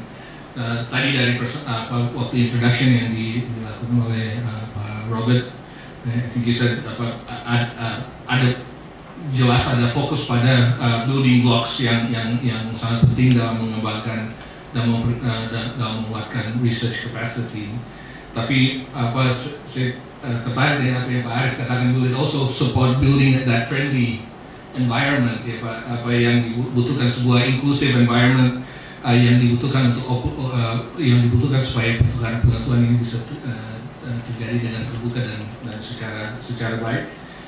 Dan I guess the other question is, does it provide the critical mass? Does it provide that platform to build a critical mass to affect change and revitalize Indonesia's knowledge sector? Terima kasih.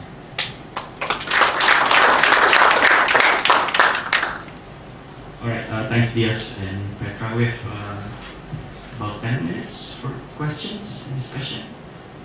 Arif.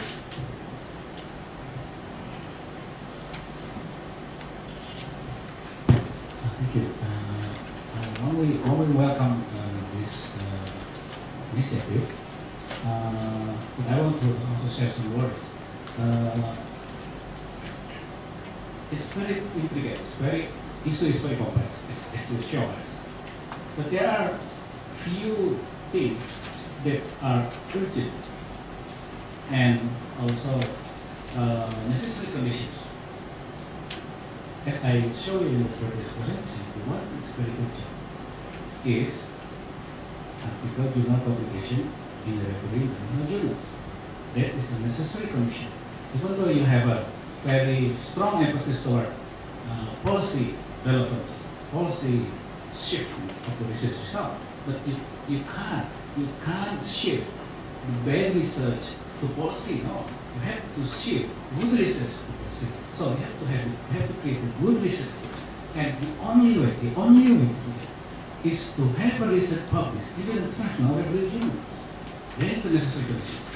And I want to say that this activity has clearly targeted indicators of success, which is the increase in that indicators, which is the number of articles published by Indonesian and international journals impacted by these activities. So I think that's something that I appreciate.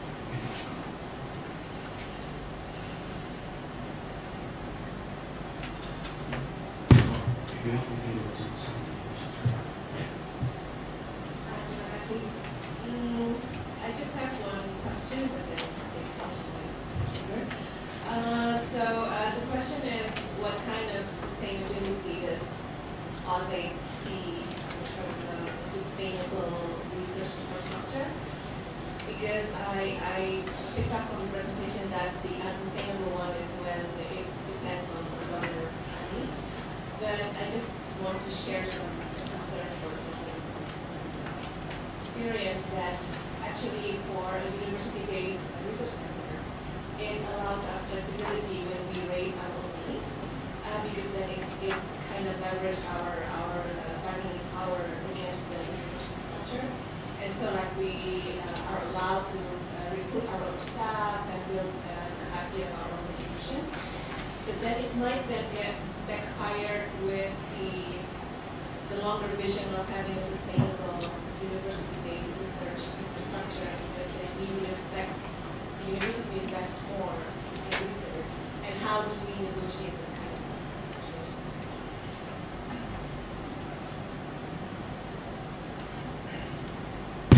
Thank you, Lloyd. First of all, I think we should ask several questions. First, what constitutes good research? And then necessary for whom?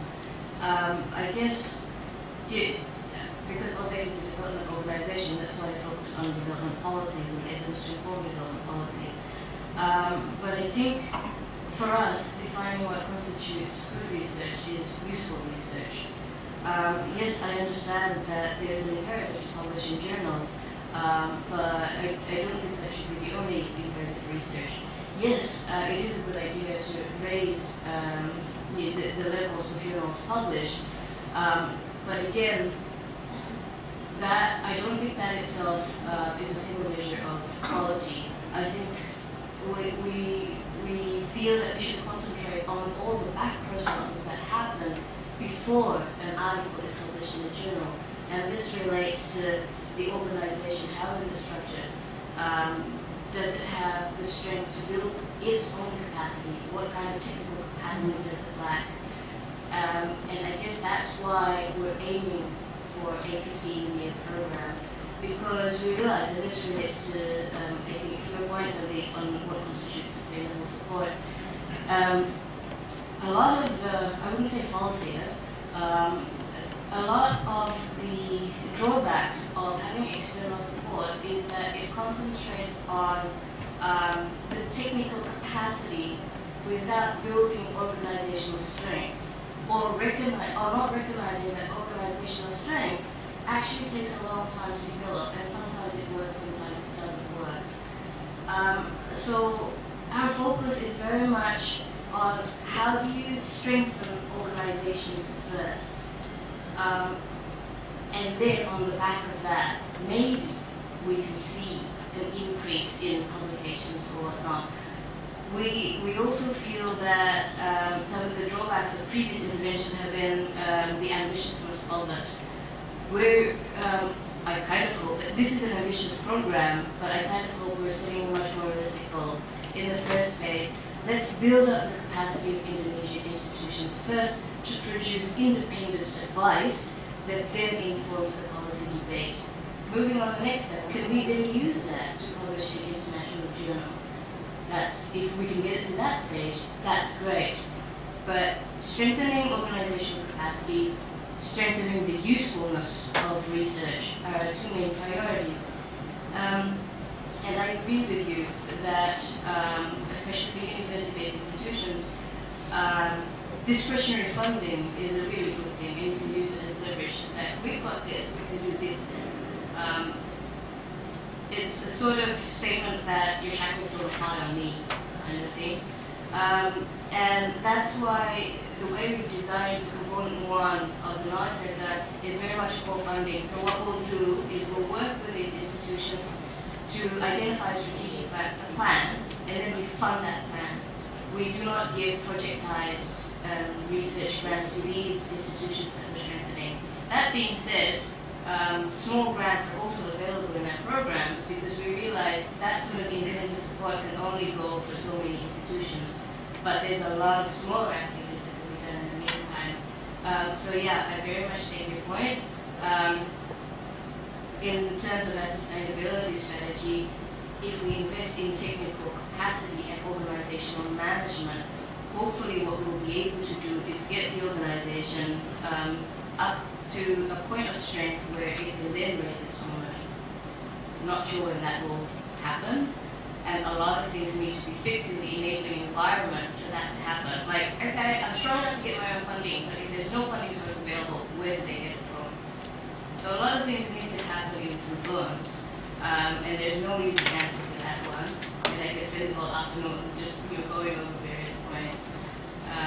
But I hope that for this moment, that's enough to answer.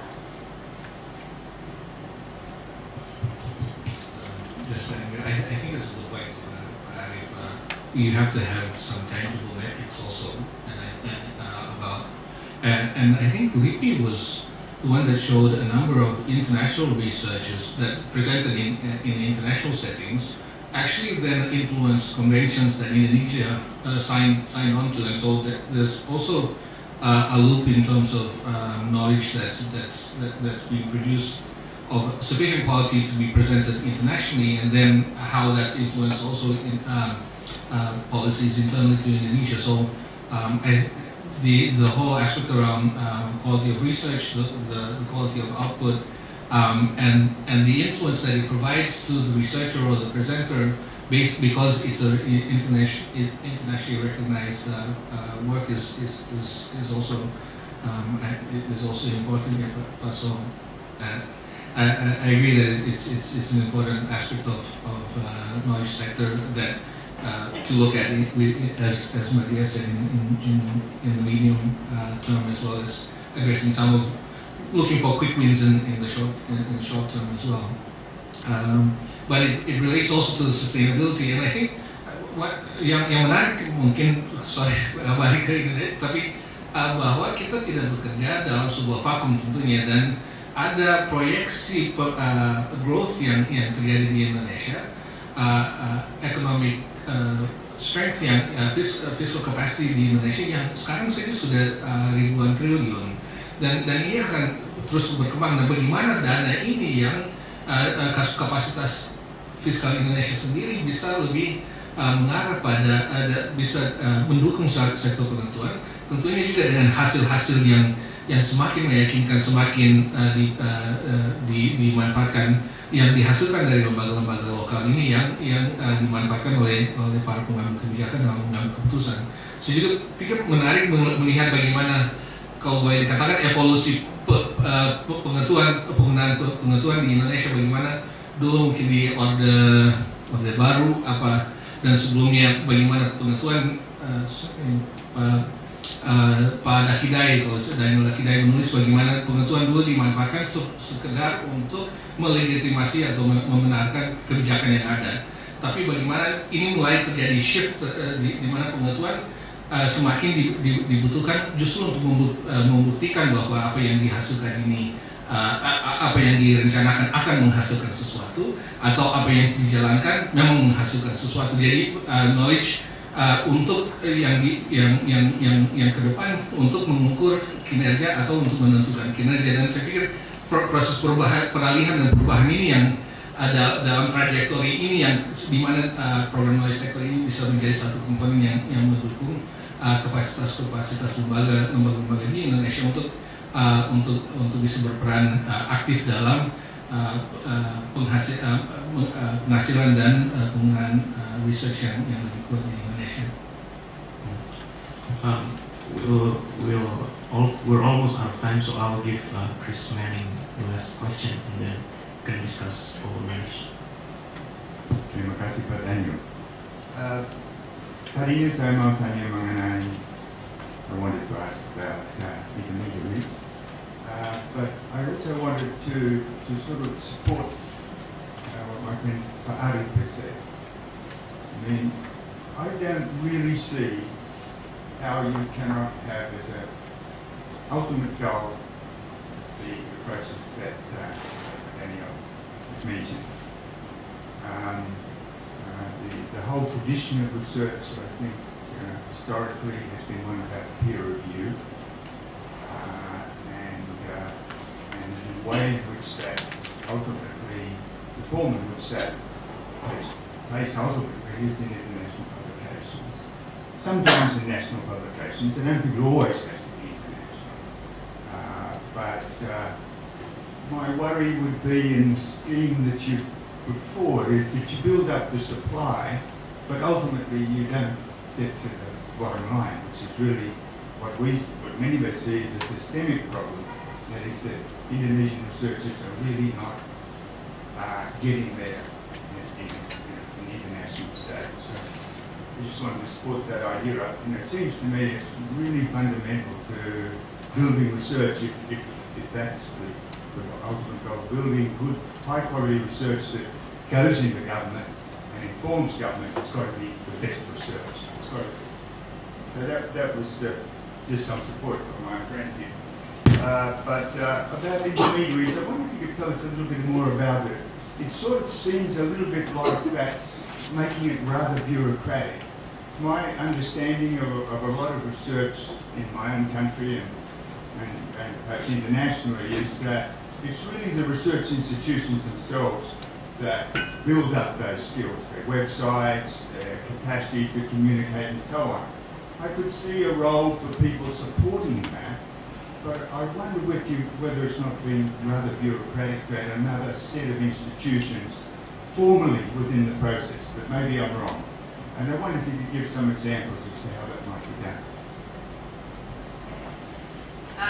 Thank you, Chris. I recognize, very greatly recognize the importance of getting the quality assurance mechanisms set, and the ultimate goal should be increasing publications. I think that's all very valid, and certainly we are working towards that. We are supporting that. I just feel that if we talk about knowledge, that's why it's the knowledge sector, not the research sector. We shouldn't forget that there are other forms of knowledge as well, and they don't necessarily lend themselves to capturing it in a formulated research project, for instance. And how do we build that capacity? So I guess we're coming from a much more inclusive inroad onto this. Yes, it's a really good thing to establish peer review processes and mechanisms to get our research sector up to the international level, but it's also important that we look at other forms of knowledge as well. On intermediaries, I'm sorry if we may have presented it as creating new institutions. We're not. It's about the function of intermediation, whether it's research institutions ramping up advocacy or working with CSOs that do work on advocacy. How do you get the message out, and how do you strengthen that function? It's very much about strengthening the function, getting people together, getting people of different faiths, if you like, sitting around a table and talking about a particular issue on neutral ground. So it is that function that we're supporting, and in that we do support a whole range of journals, media forums, and one thing I do want to stress about the knowledge sector is, thanks to Dr. Maina, the amount of what's already there. We do not support the creation of new institutes. We support those that have already shed blood and tears and whatnot and built their own foundations, and then support them to grow. All right, I think we are out of time, so Pak Saiful can maybe talk to Dias and Petra over lunch. So lunch is now available outside, and we will reconvene at 1:30. And let's thank Dias and Petra again.